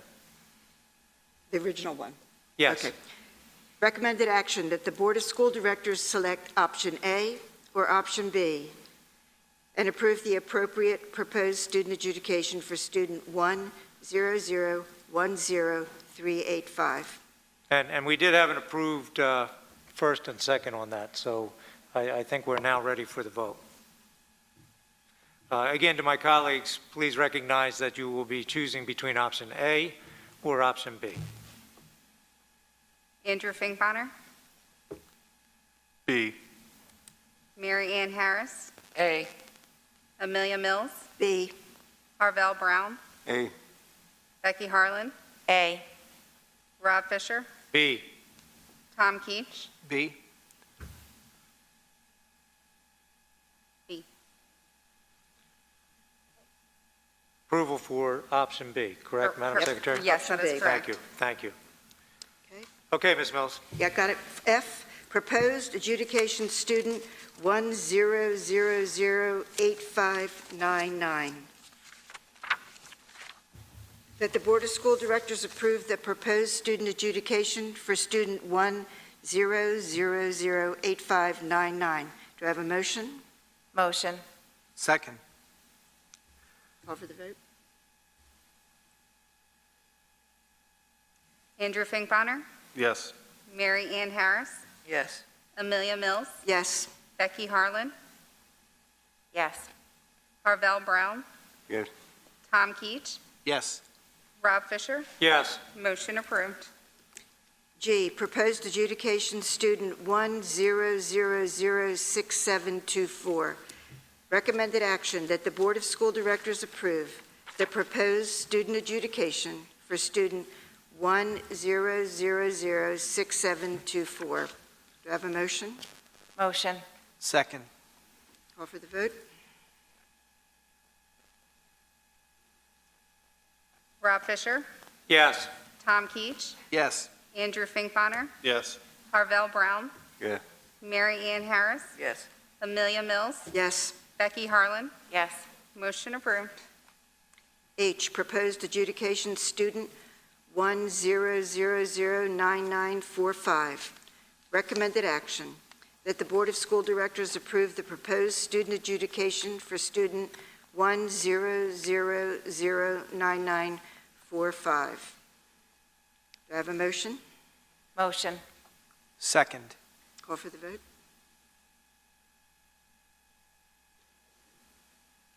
Becky Harlan, Yes. Rob Fisher, Yes. Andrew Finkbeiner, Yes. Tom Keach, Yes. Mary Ann Harris, Yes. Amelia Mills, Yes. Harvell Brown. Yes. Motion approved. I, settlement agreement for student 1-000-7861. Recommended action, that the Board of School Directors approve the confidential settlement agreement, student 1-000-7861, as presented. Do I have a motion? Motion. Second. Call for the vote. Rob Fisher, Yes. Andrew Finkbeiner, Yes. Amelia Mills, Yes. Tom Keach, Yes. Mary Ann Harris, Yes. Becky Harlan, Yes. Harvell Brown. Yes. Motion approved. Item J, transportation charges, the White Clay School. Recommended action, that the Board of School Directors approve the transportation charges from the White Clay School for the 2021-2022 school year for student 10015-158 in the amount of $12,460 as presented. Do I have a motion? Motion. Second. Call for the vote. Ms. Mills, before we call for the vote, I asked this to be removed from consent agenda so Mr. Hanna could provide us with a little more information. Thank you. Thank you. This is actually part of the students' settlement agreement.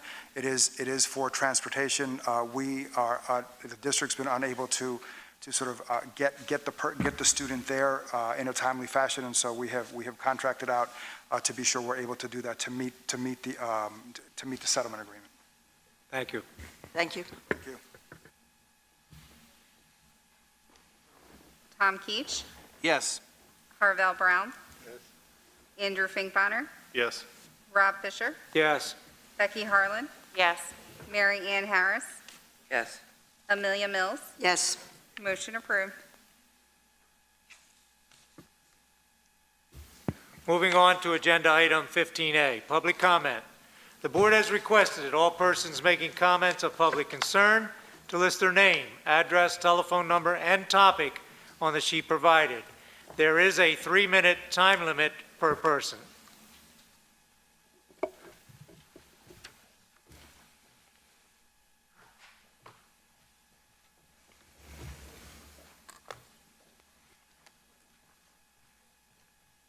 Thank you.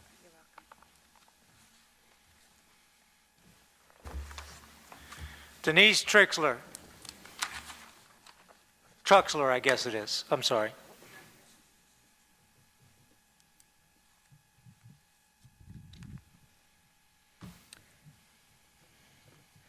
Good evening, everyone. My name is Denise Truxler from Valley Township.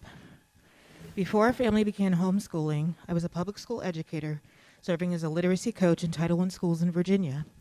We now live in Valley Township and remain enthusiastic supporters of the school community. We appreciate the work the board is doing to uphold your fiduciary responsibility to taxpayers of our district as you work through budget measures this year. As our board reconsiders Policy 137 on homeschool education for our district, I'd like to thank you for your forethought and agreement to allow homeschool students currently enrolled at TCHS to complete their programs. My daughter is thriving in the Health Career Pathways program. I'd also like to invite us to reimagine what we mean when we talk about the school community. Our district's strategic plan is to create innovative experiences for all students as they become responsible, contributing global citizens. Does this only apply to students enrolled in our traditional public schools, or does our definition of school community transcend this? Each of us, whatever our role, is an integral part of the Coatesville area school community. As stakeholders, we all share a deep concern about the welfare and long-term success of students. When my children participate in orchestra, the track team, or take the SAT, we are part of the school community. We have volunteered regularly with the YMWIC program at Cash and at Rainbow serving with Good News Club. Our participation in activities, whether school or community-based, help all of our children learn to work and grow alongside students from varied educational settings, to work with their future neighbors, future friends, and future community. There are many examples of other homeschool students in Coatesville that bring honor to and enrich our Coatesville school community. Whether winning awards or gaining recognition in academics and sports, these students also help shine a positive spotlight on the excellence that exists in the greater Coatesville area. The TCHS program, as one example, provides additional opportunities for students in the community to prepare for successful careers in fields that are important to our local economy.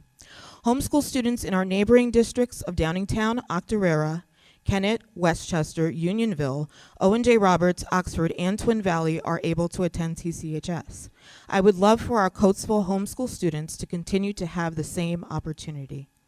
Access to training in high-needs occupations doesn't only help our students, but helps our revitalization efforts for our community as our students fill these positions. I believe that maintaining homeschooler access to educational opportunities like TCHS, dual enrollment, and AP classes, as space permits, can contribute to increased economic vitality of the Coatesville area. I would ask the board to collaborate to consider creative ways to continue to provide access to a variety of educational opportunities for homeschool students. Please let us know how we can help. Again, I thank you for allowing the students to continue who are already enrolled, and I thank you for your time. Ms. Truxler, thank you very much. Jim Gemmell?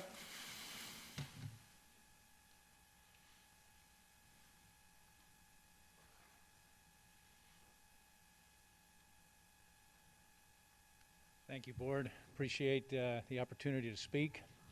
I believe others can speak more directly and more persuasively to the issue, but I'm here also to speak about the homeschool policy 137.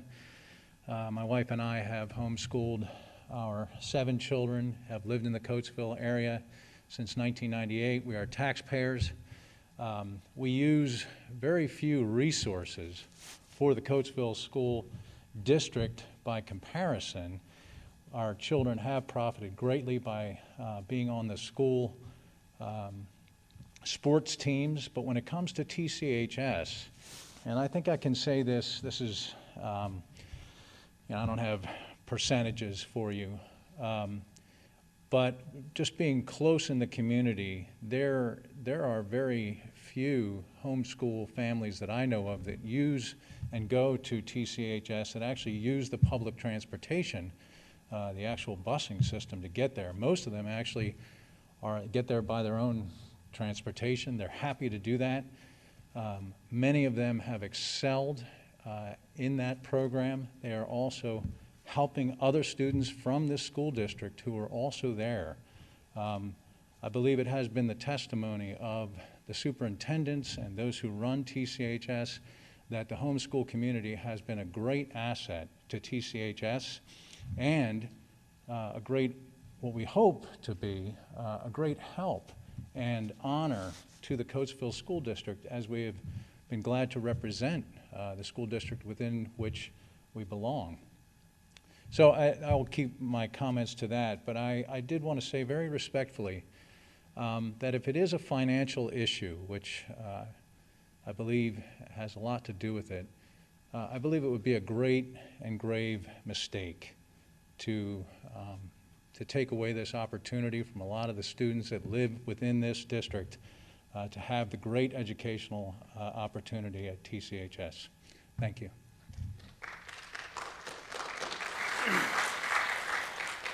Mr. Gemmell, thank you. Barb Gemmell, am I saying that correct? Is it Gemmell or Gemmell? Thank you.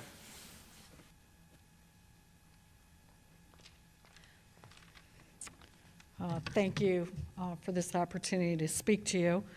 I belong to Jim. I'm a mom of a homeschool family, and we've lived in Coatesville, like you said, since 1998. One of the reasons we chose to move and live in the Coatesville area was because of Coatesville School District's very friendly homeschool policies. You've always been very pleasant to work with and very encouraging each year as we've handed in our objectives, and I've graduated 7 kids interacting with the school, and it's been a great experience. So I want to thank you for that. 4 of my 7 kids have participated and graduated from TCHS. Their experience there has been phenomenal.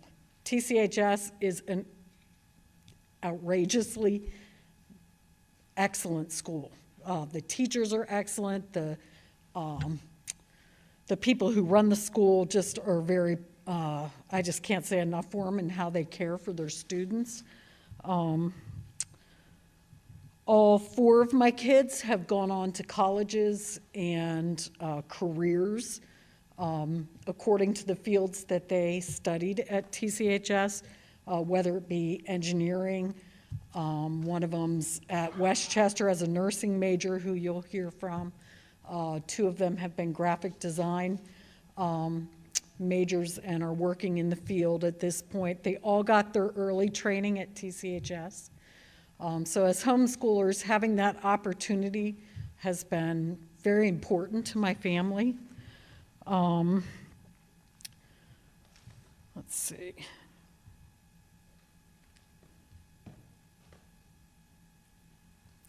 For the many years that we were involved in TCHS, myself, other moms that I collaborated with, we provided all the transportation for years. I think we've been involved in TCHS, I think, for 9 years. So 9 years every single day, back and forth, back and forth, back and forth, providing our own transportation. We never used the buses. We were glad to do that, wasn't a problem.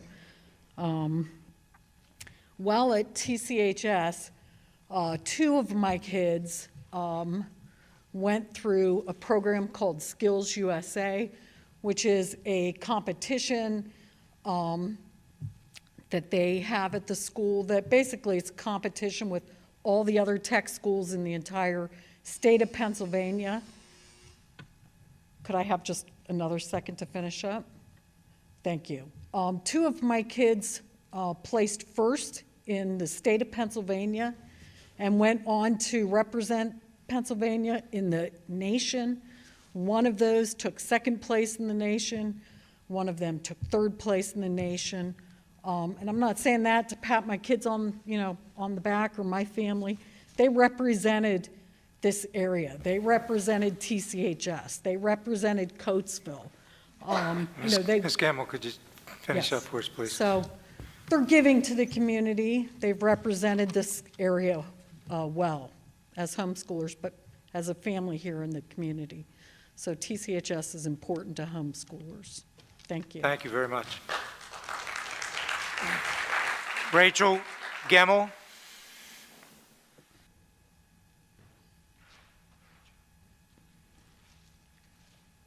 Good evening. I'm one of their kids, so I'm one of the ones she was just speaking about. I have been homeschooled ever since I was a kid, and now I attend Westchester University pursuing my nursing degree. Throughout high school, I attended TCHS as a homeschool student representing Coatesville, and I never used the buses, transportation, or any other resource, nor was it even made known to me that that was a possibility. Not only did I never use them, but I never heard of another homeschool student that did. Without my time at TCHS, I don't think I would have made it into the nursing program at Westchester, which has a 5% acceptance rate. Making it into this program has been a dream of mine since I was a kid, and through TCHS's opportunity and education, I was able to reach my biggest goal yet. Just like me, so many other homeschool students in Coatesville can use TCHS to reach their goals and otherwise would be stripped of this. This is deeper than just a budget.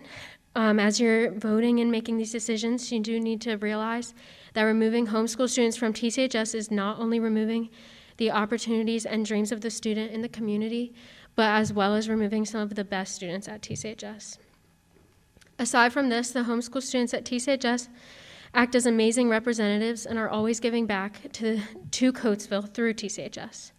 Throughout my time, I personally was accompanied by many other homeschool students that won perfect attendance all 3 years and was student of the quarter as a Coatesville student.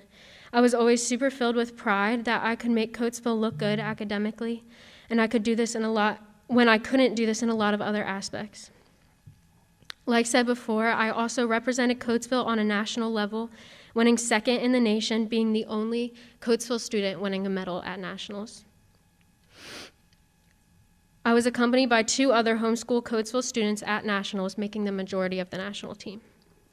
The point is, the majority of the Coatesville students who went all the way to nationals were homeschooled and gave the opportunity to give us pride as Coatesville students, even though we weren't enrolled in the public school. Along with this, I tutored many students at Coatesville, at TCHS from Coatesville in math, as well as helping them with different papers and assignments that they had from the school district that they needed help to complete, just on my own agenda, just trying to help and give back to the community. I really believe that removing Coatesville students from TCHS would be removing some of Coatesville's best students there, and the representatives from the technical school at the national stage and just on a community basis as well. Thank you for this opportunity.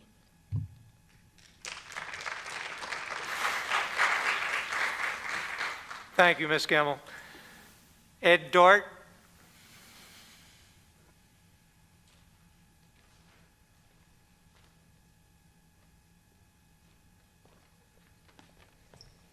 Good evening. My name is Ed Dart. I live in East Fallowfield Township. I'm here tonight with a couple of my kids, both homeschooled. My oldest is a Cash junior, and she is at home studying for an AP Calc test, or she would be here as well. She herself transitioned from homeschooling into Cash full-time last year so as to maximize academic opportunity through the dual enrollment program.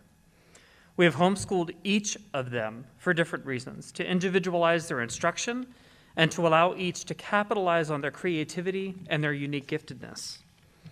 My youngest is at East Fallowfield Elementary full-time, and we couldn't be more grateful for the significant special education support that she receives by that school's dedicated staff.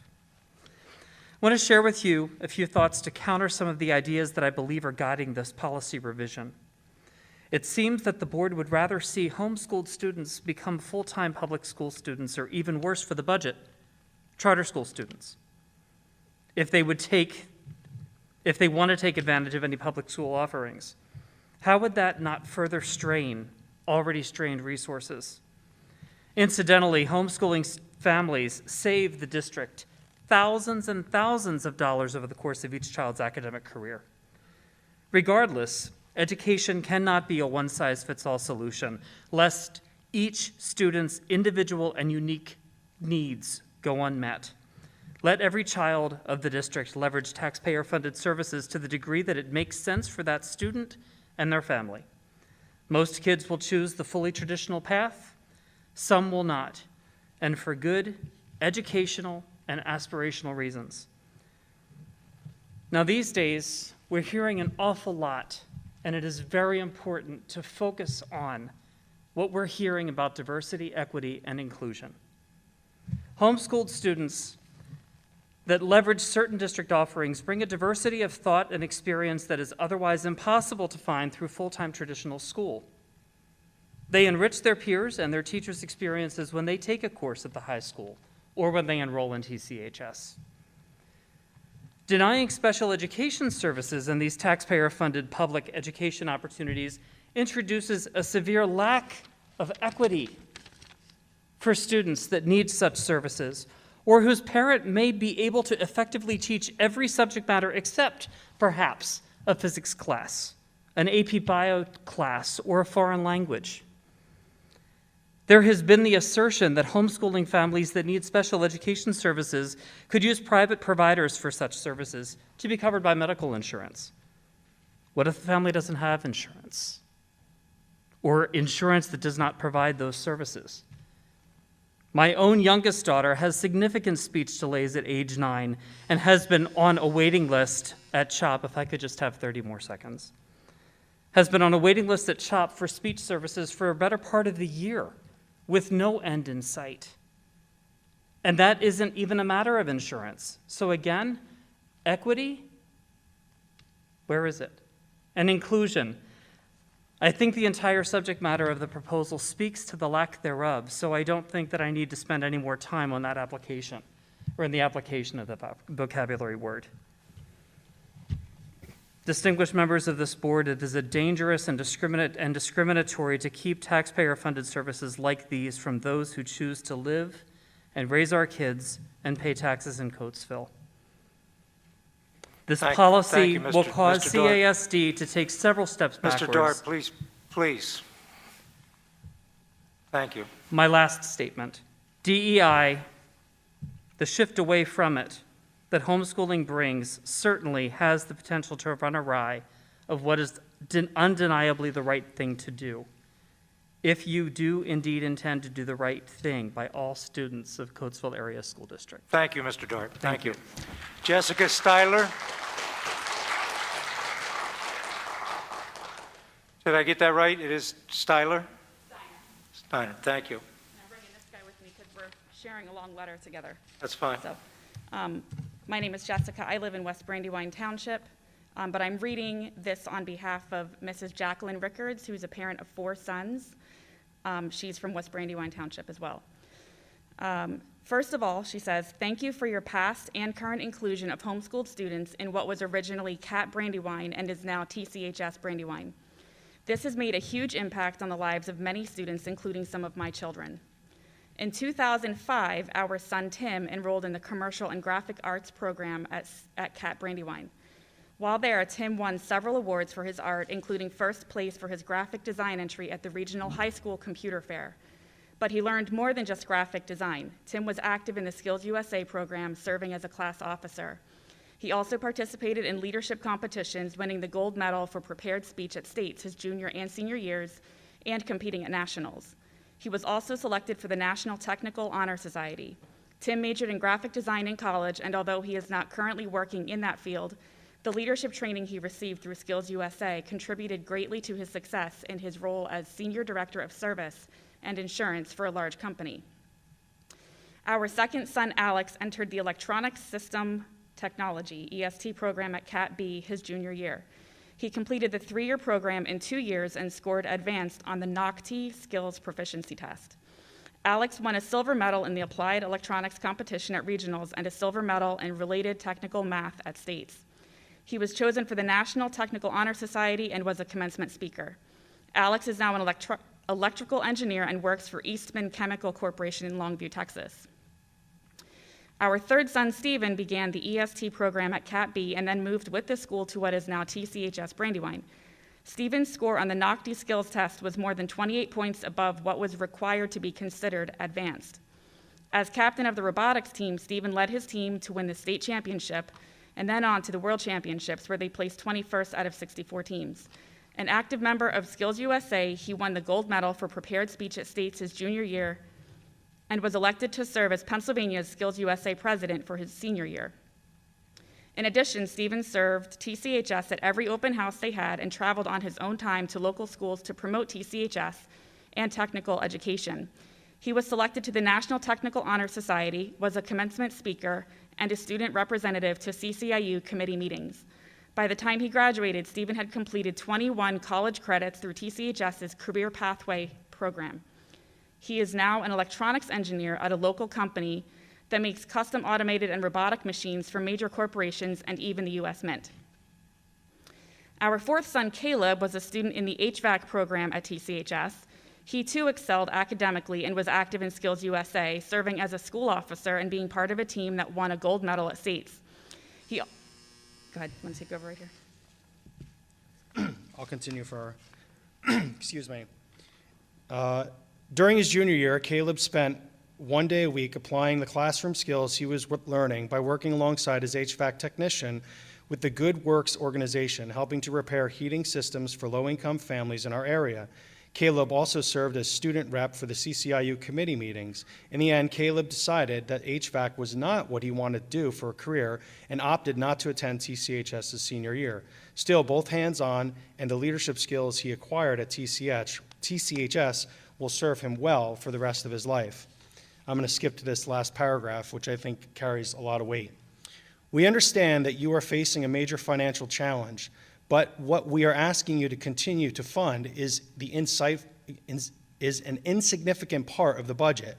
According to Dr. Kirk Willard at the CCIU, the cost for the students to attend TCHS halftime is approximately $10,117 per year, meaning that the 9 homeschool students currently attending TCHS are costing the school district $91,000. out of the budget of over $185 million.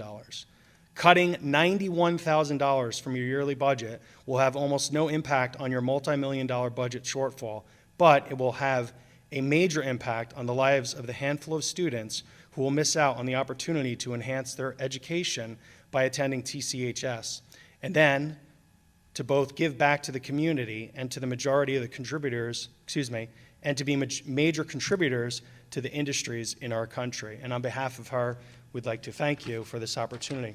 And before the next speaker comes up, the next speaker is my son, Isaac. And as probably most of you know, I'm wearing blue because I'm a school teacher. I've taught in the district now for almost 20 years. Teaching elementary school, I've taught every grade except for kindergarten. Currently teaching the cyber program. My son Isaac's going to be coming up. Isaac is in 10th grade. Isaac has had a very unique schooling experience. When he was in kindergarten, he took advantage of the cyber program. Even though I was a school district employee, I made that decision for my child to do the cyber program. He was homeschooled for 1st, 2nd, and 3rd grade. Then in 4th grade, he came to me and said, "Dad, I want to go to school." I said, "Well, these are the things you'll do at school, and these are the things you can do in homeschool." And I had the honor to have my son as a 4th grader in my school at Reesville Elementary, which was awesome. So he had that experience. The following year, he was homeschooled again. Then in 6th, 7th, and 8th grade, he went to a private Christian school. And when he was in 8th grade, that was the year that we all went out on pandemic, and he realized that he could learn asynchronously. So going into his freshman year, he said, "Well, I don't really want to go back and enroll because I know I can learn asynchronously and I can do what we do as homeschoolers." Then this year, he had the opportunity to go to TCHS, and he's excited to be there, and it's a delight for me to see him get up early in the morning and go. So, perfect timing. Isaac can come up. Thank you. Thank you. Thank you both.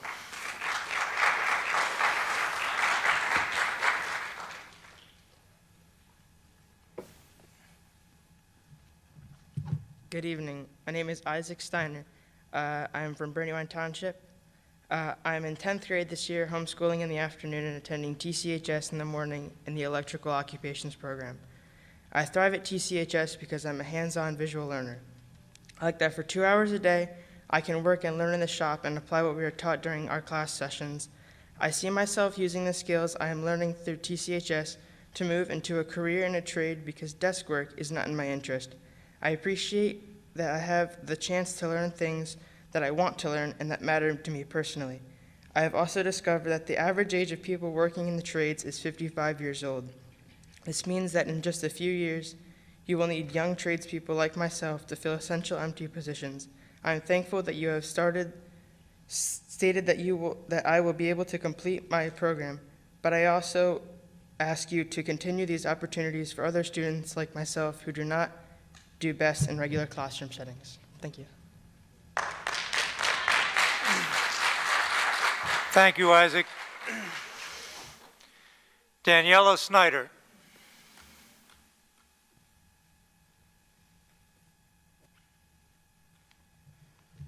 Good evening, board members.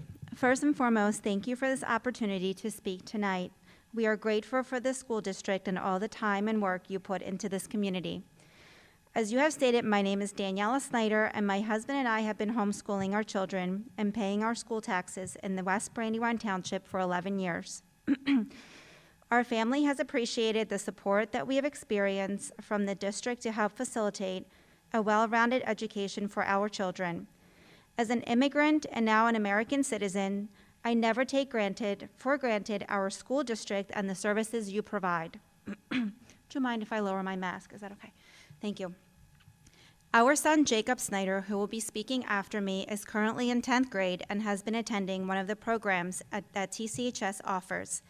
He looks forward to attending the Criminal Justice and Police Sciences program every day and is very eager to share with us what he has learned. On a daily basis, we carpool with a total of 4 to 5 families within a school district. In your last board meeting, you had stated that there are 9 homeschool students who go to TCHS and receive busing to their home. I would like to know if this is accurate, because out of 9 of those students, 7 of us drive ourselves or carpool. We do not receive any busing from the school district. We are very thankful to have this opportunity for our son to receive such incredible education.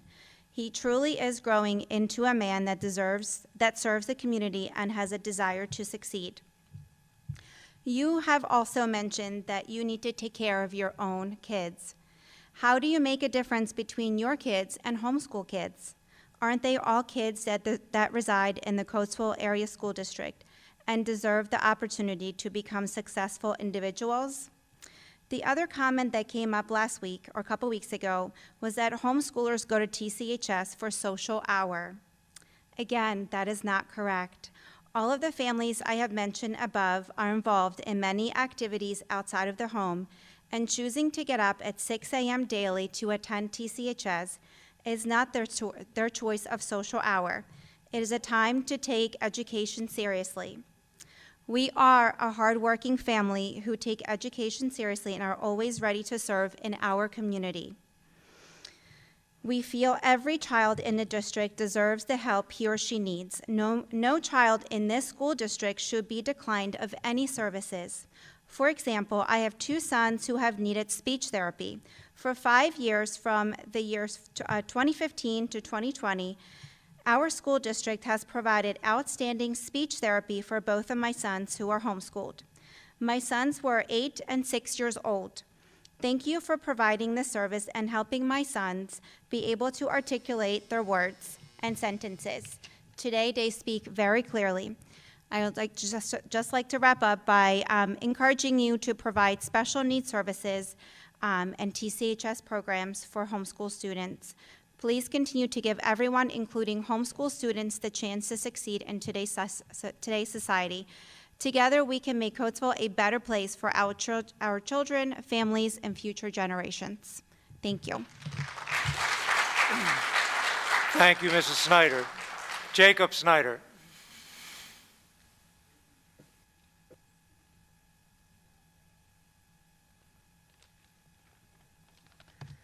Good evening. My name is Jacob Snyder. I'm in 10th grade, and I am a student at the TCHS Brandywine campus. I'm in the Criminal Justice and Police Sciences program there. I'm so thankful that I have the opportunity to attend this program. I've already learned so much material through these past few weeks and done so much. One of the aspects I love about this class is that we're able to do hands-on tasks, like perform vehicle searches and use the simulator room. My teachers, Mr. Dentino and Mr. Sharkey, are some of the best teachers I've ever had. They really care about you and they want you to succeed in their class. Whenever somebody arrives, they always greet that person by their name instead of just a good morning. They also try to keep us in shape by having some physical training time every Friday. Every morning, I get up at 6:20 a.m. and start my day by getting in my program uniform and eating a good breakfast. I always try to make an effort to get ready for my class because I look forward to it every day. I'm very glad that I've been able to use my school taxes for an amazing program such as this one. Going to TCHS each day also allows me to meet kids outside of my homeschooling environment and immerse myself with different kinds of people. The material I have learned in this class cannot just be taught by anybody, which is why I'm glad I have such great teachers and the opportunity to attend TCHS. Thank you for your time.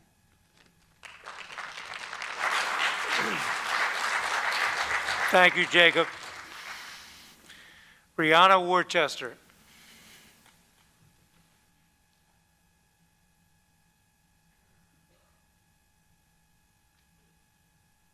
You did pretty good there with my name. It usually gets butchered. Good evening. My name is Rihanna Worcester, and I'm a resident of the Coatesville School District. I grew up in the Coatesville area, and I now reside in West Callan Township with my husband and 3 kids, whom we've been homeschooling for the last 6 years.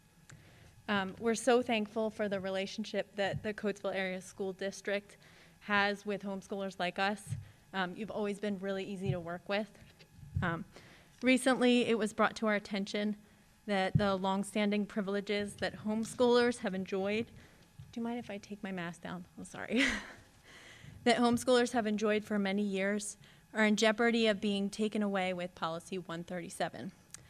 We were very sad to hear this news because our children would thrive at TCHS. Our family has had 3 evaluations completed through the district over the years, and every person that we came in contact with has handled the situation in a professional and helpful manner. During a recent evaluation with the district for our current 10th grader, it was so encouraging to have the psychologist that you provided to us echo many of the needs that we were seeing in our daughter, with great suggestions given. We've been able to tailor her education program to her needs and the way that she learns best by giving her an education, which includes home study, along with being a student at TCHS. We love that we can have this partnership with you.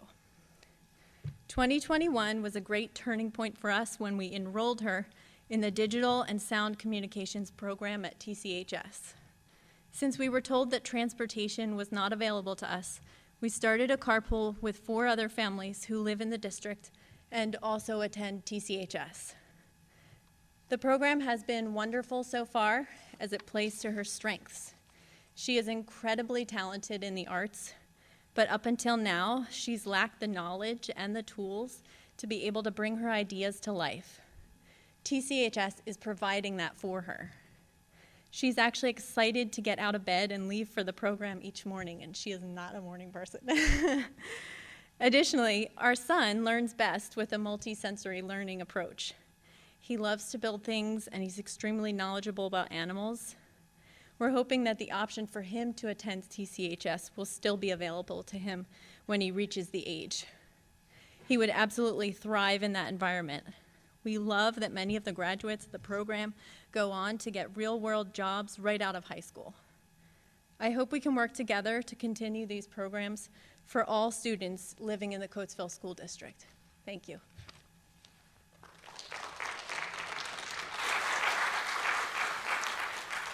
Thank you. Lori Shannon Bailey.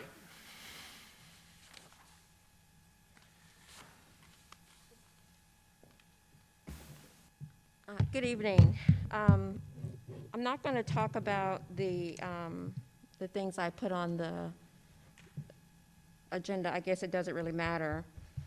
But my comments relate to the Lincoln project, and I appreciate the fact that the district has recognized that we've got to do something to address the increasing mental health crisis that we are experiencing in our district. So I am going to read a text message that I got from a 16-year-old from this community. Her mother is incarcerated, and I have been supporting her and her family since about February of this year. Unfortunately, I have not had a lot of support from this district. It's been very, very upsetting. It's driving me to tears almost every night. This is what she wrote to me on September the 24th. On my dead grandmother's grave I stand, or grandmother, I stand. On my life, I'm about to kill myself. I'm really going to take all my pills. She was taking Paxil for depression. I quit. I just took most of them, and I have 8 left. I'm sorry, but I can't hold on anymore.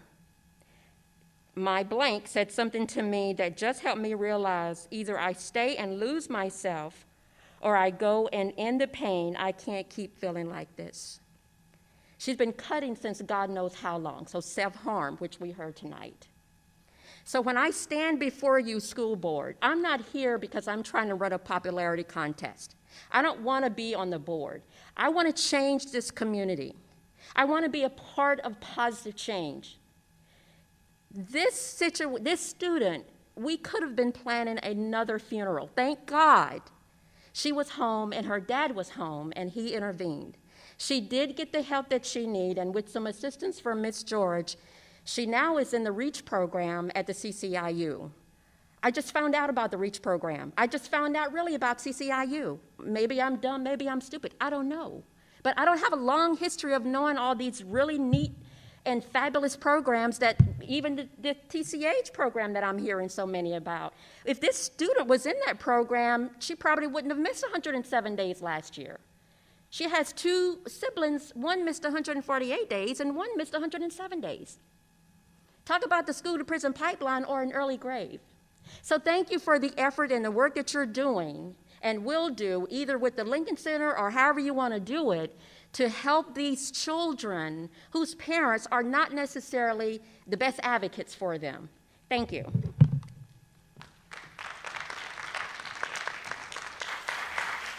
Thank you, Ms. Shannon Bailey.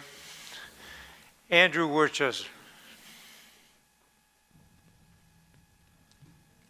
Hi. My wife just went to go. She took everything I was going to say, so I'll be pretty brief. I'm Andrew Worcester.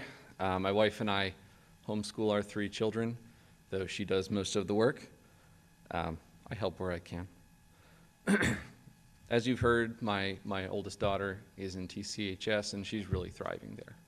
And I really hope that we can work out a way that these programs can be continued and made available to the rest of my children and the other children who are part of this Coatesville area school district, though you may not see them all the time in your buildings.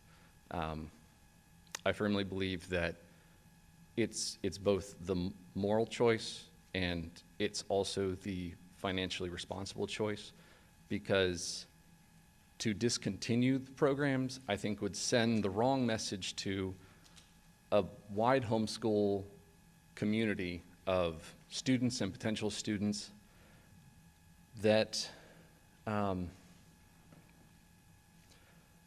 quite frankly, bring a lot more resources to the district than they use during the course of their education. So thank you for hearing me out and hearing all of us out this evening. Thank you, sir. Christina Crane.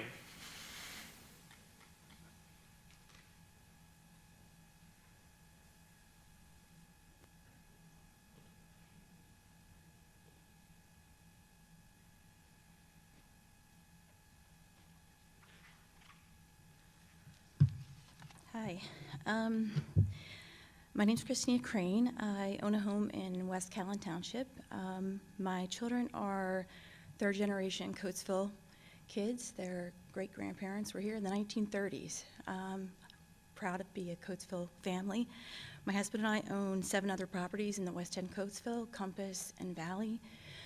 So I'm representing 11 other families who are here because we have told them Coatesville is a phenomenal school district. I get calls for properties, and sometimes I have people say, oh, I don't know about Coatesville, and what do you think? And I tell them what I think, because my kids go to Coatesville here, and I'll tell you my experience. My older daughter attended TCHS in the veterinary science program. We adopted her when she was 17.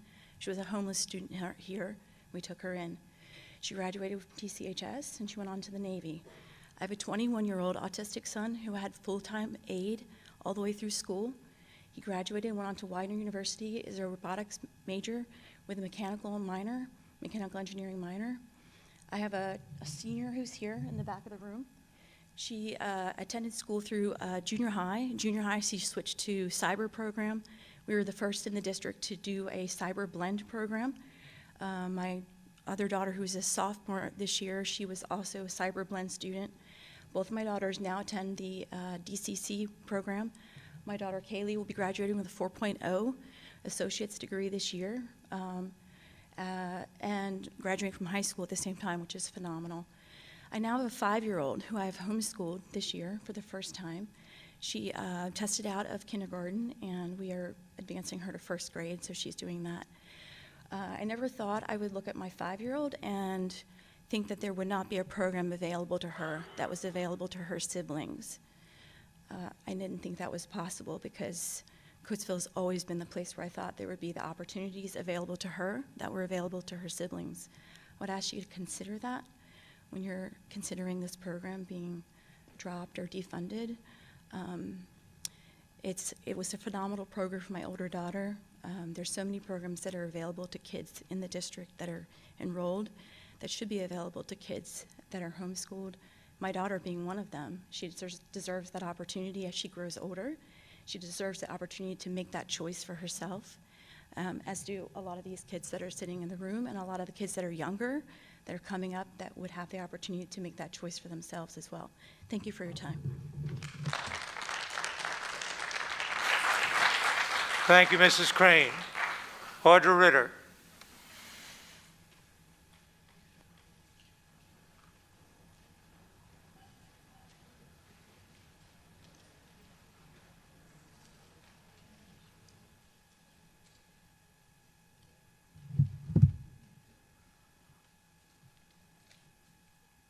Good evening, Audra Ritter, President of the Coatesville Area Teachers Association.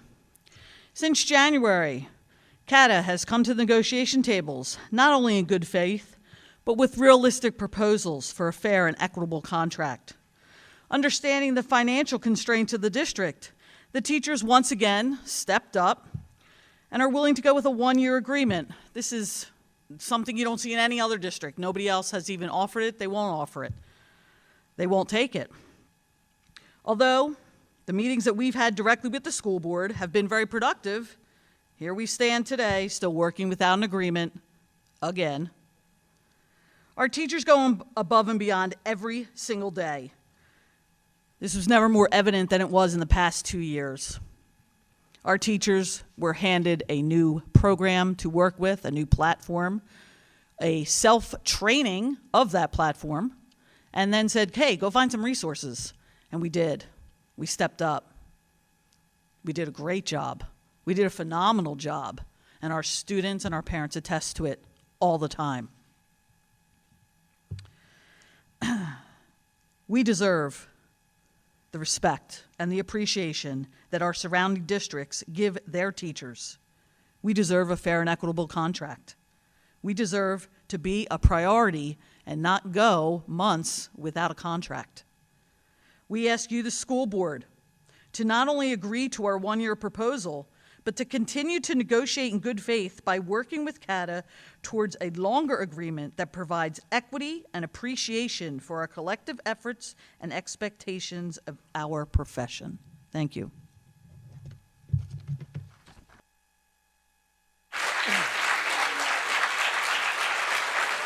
Thank you, Ms. Ritter. Katrina Spalding.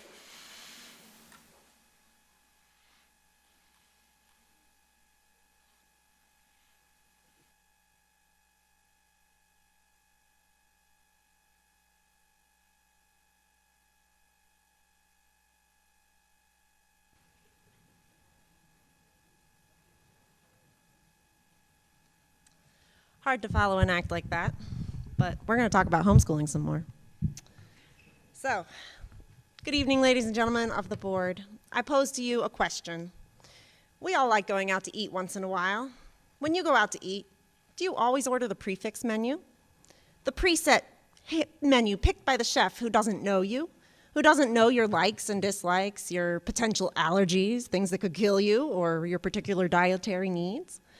Do you think it would be right for the restaurant to penalize you, take your money, and then give you nothing in return because you didn't like what was on the prefix menu? No, of course not. As Americans, we like to have freedom of choice. We like the a la carte menu. We also like getting value for our money and getting something back for our hard-earned money that we pay into a system. That's exactly how the homeschool community is feeling right now, knowing that our right to access certain classes, technical training, and special ed programs is going to be on the proverbial chopping block at your next meeting. A little info about myself. I was homeschooled all the way through high school by this lovely young lady right here, and I loved it. But I was also fortunate enough to take several AP classes at my local high school, participate in elective musical theater productions, and attend part-time at Cat Pickering, back when Dave Purdy was just a mere teacher there, now teaching at TCHS Pickering campus, where I studied culinary arts. After graduation, I went on to study restaurant management at Penn State main campus, where I graduated as valedictorian of my class. I went on to attend culinary school at the Fine Culinary Institute of America, where I was top of my class as well. Eventually, I served for several years under a world-famous French chef, Daniel Boulud, owner of a 3-star Michelin restaurant in New York City, and I worked at his posh cafe in Palm Beach, waiting on the billionaires of America. I tell you these things not to brag about how great I am, but to stress that I would never have been able to find this career path and accomplish these things if it had not been for the guidance and direction that I received as a part-time homeschool student at TCHS. The path that I found here continues to guide me in my current career now in hospitality sales. I was greatly honored 3 years ago when TCHS Pickering called me up and said that they wanted to nominate me to be inducted into their Alumni Hall of Fame. Last year, they also inducted my brother into the Hall of Fame as well. I have 2 other brothers who were also homeschooled and went to TCHS, and they have budding careers that they are very grateful for that inspiration as well. Homeschoolers, 2 homeschoolers who benefited from a great TCHS program, and a TCHS program who benefited from the successful careers of 2 homeschoolers as they attracted new students to the school. A mutually beneficial a la carte relationship between the homeschool community and the public school community, working together to provide the best possible educations and the best possible futures for the children of the Coatesville Area School District. I moved to this district 2 years ago. I will say I did have my reservations about Coatesville School District, as many people do, but I knew moving here that I had the opportunity to send my kids to TCHS, and I was looking forward to that, especially since college is becoming such a racket these days, and the trades are really going to be where it's at in the next few years. As he said, everybody's going to be retiring from them soon. We need people to work these jobs. I think that it is very beneficial for the school to continue to allow homeschoolers to participate in these programs because we make you look good, it sounds like, from what I've been hearing from all these people behind me. Thank you, Ms. Spaulding. Thank you very much for letting us speak. Thank you. Elaine Schmidt. That's me. Oh. Let me get this right. Okay. Well, I think I'm last on the list. And I was thinking all while we were listening to everybody else, what am I possibly going to say that hasn't been said already? And I thought, well, I'm just going to summarize as best I can. First of all, I think that you guys, homeschool parents and students, have been doing a marvelous job, and keep it up. I homeschooled for 26 years for my 4 children.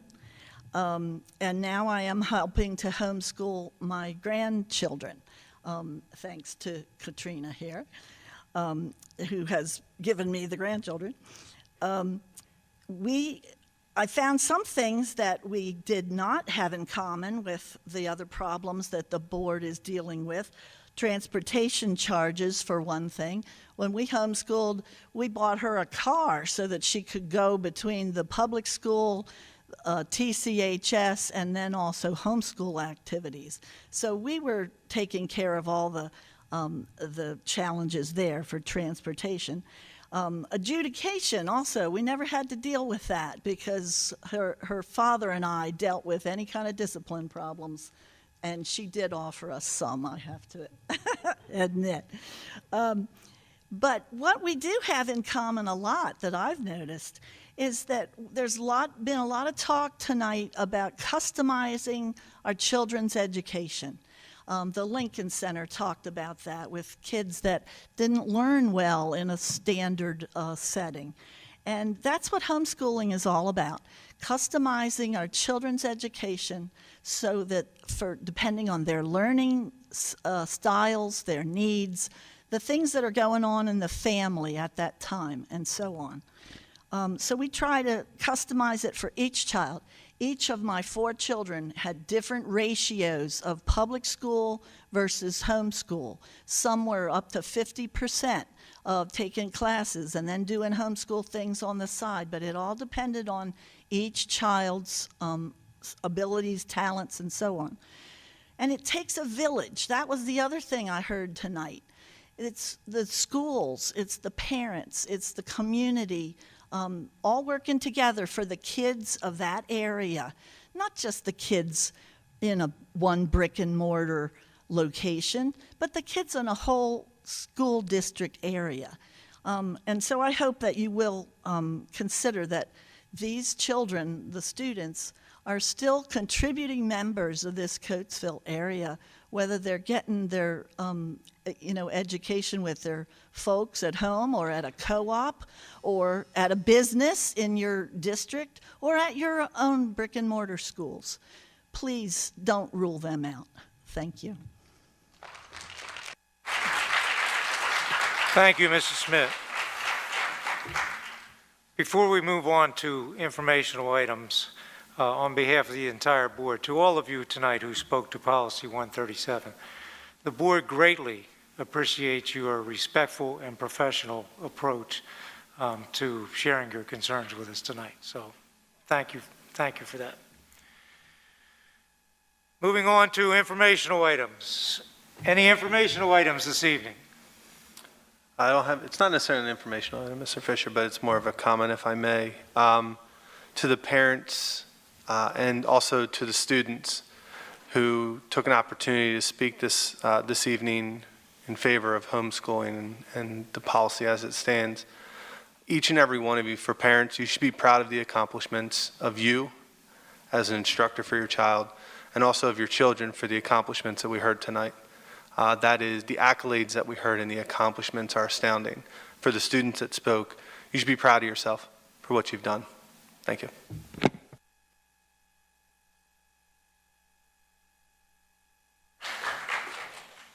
Any other informational items this evening? Seeing none, I'll entertain a motion for adjournment. Motion. Second. We will adjourn at 8:41. Or excuse me.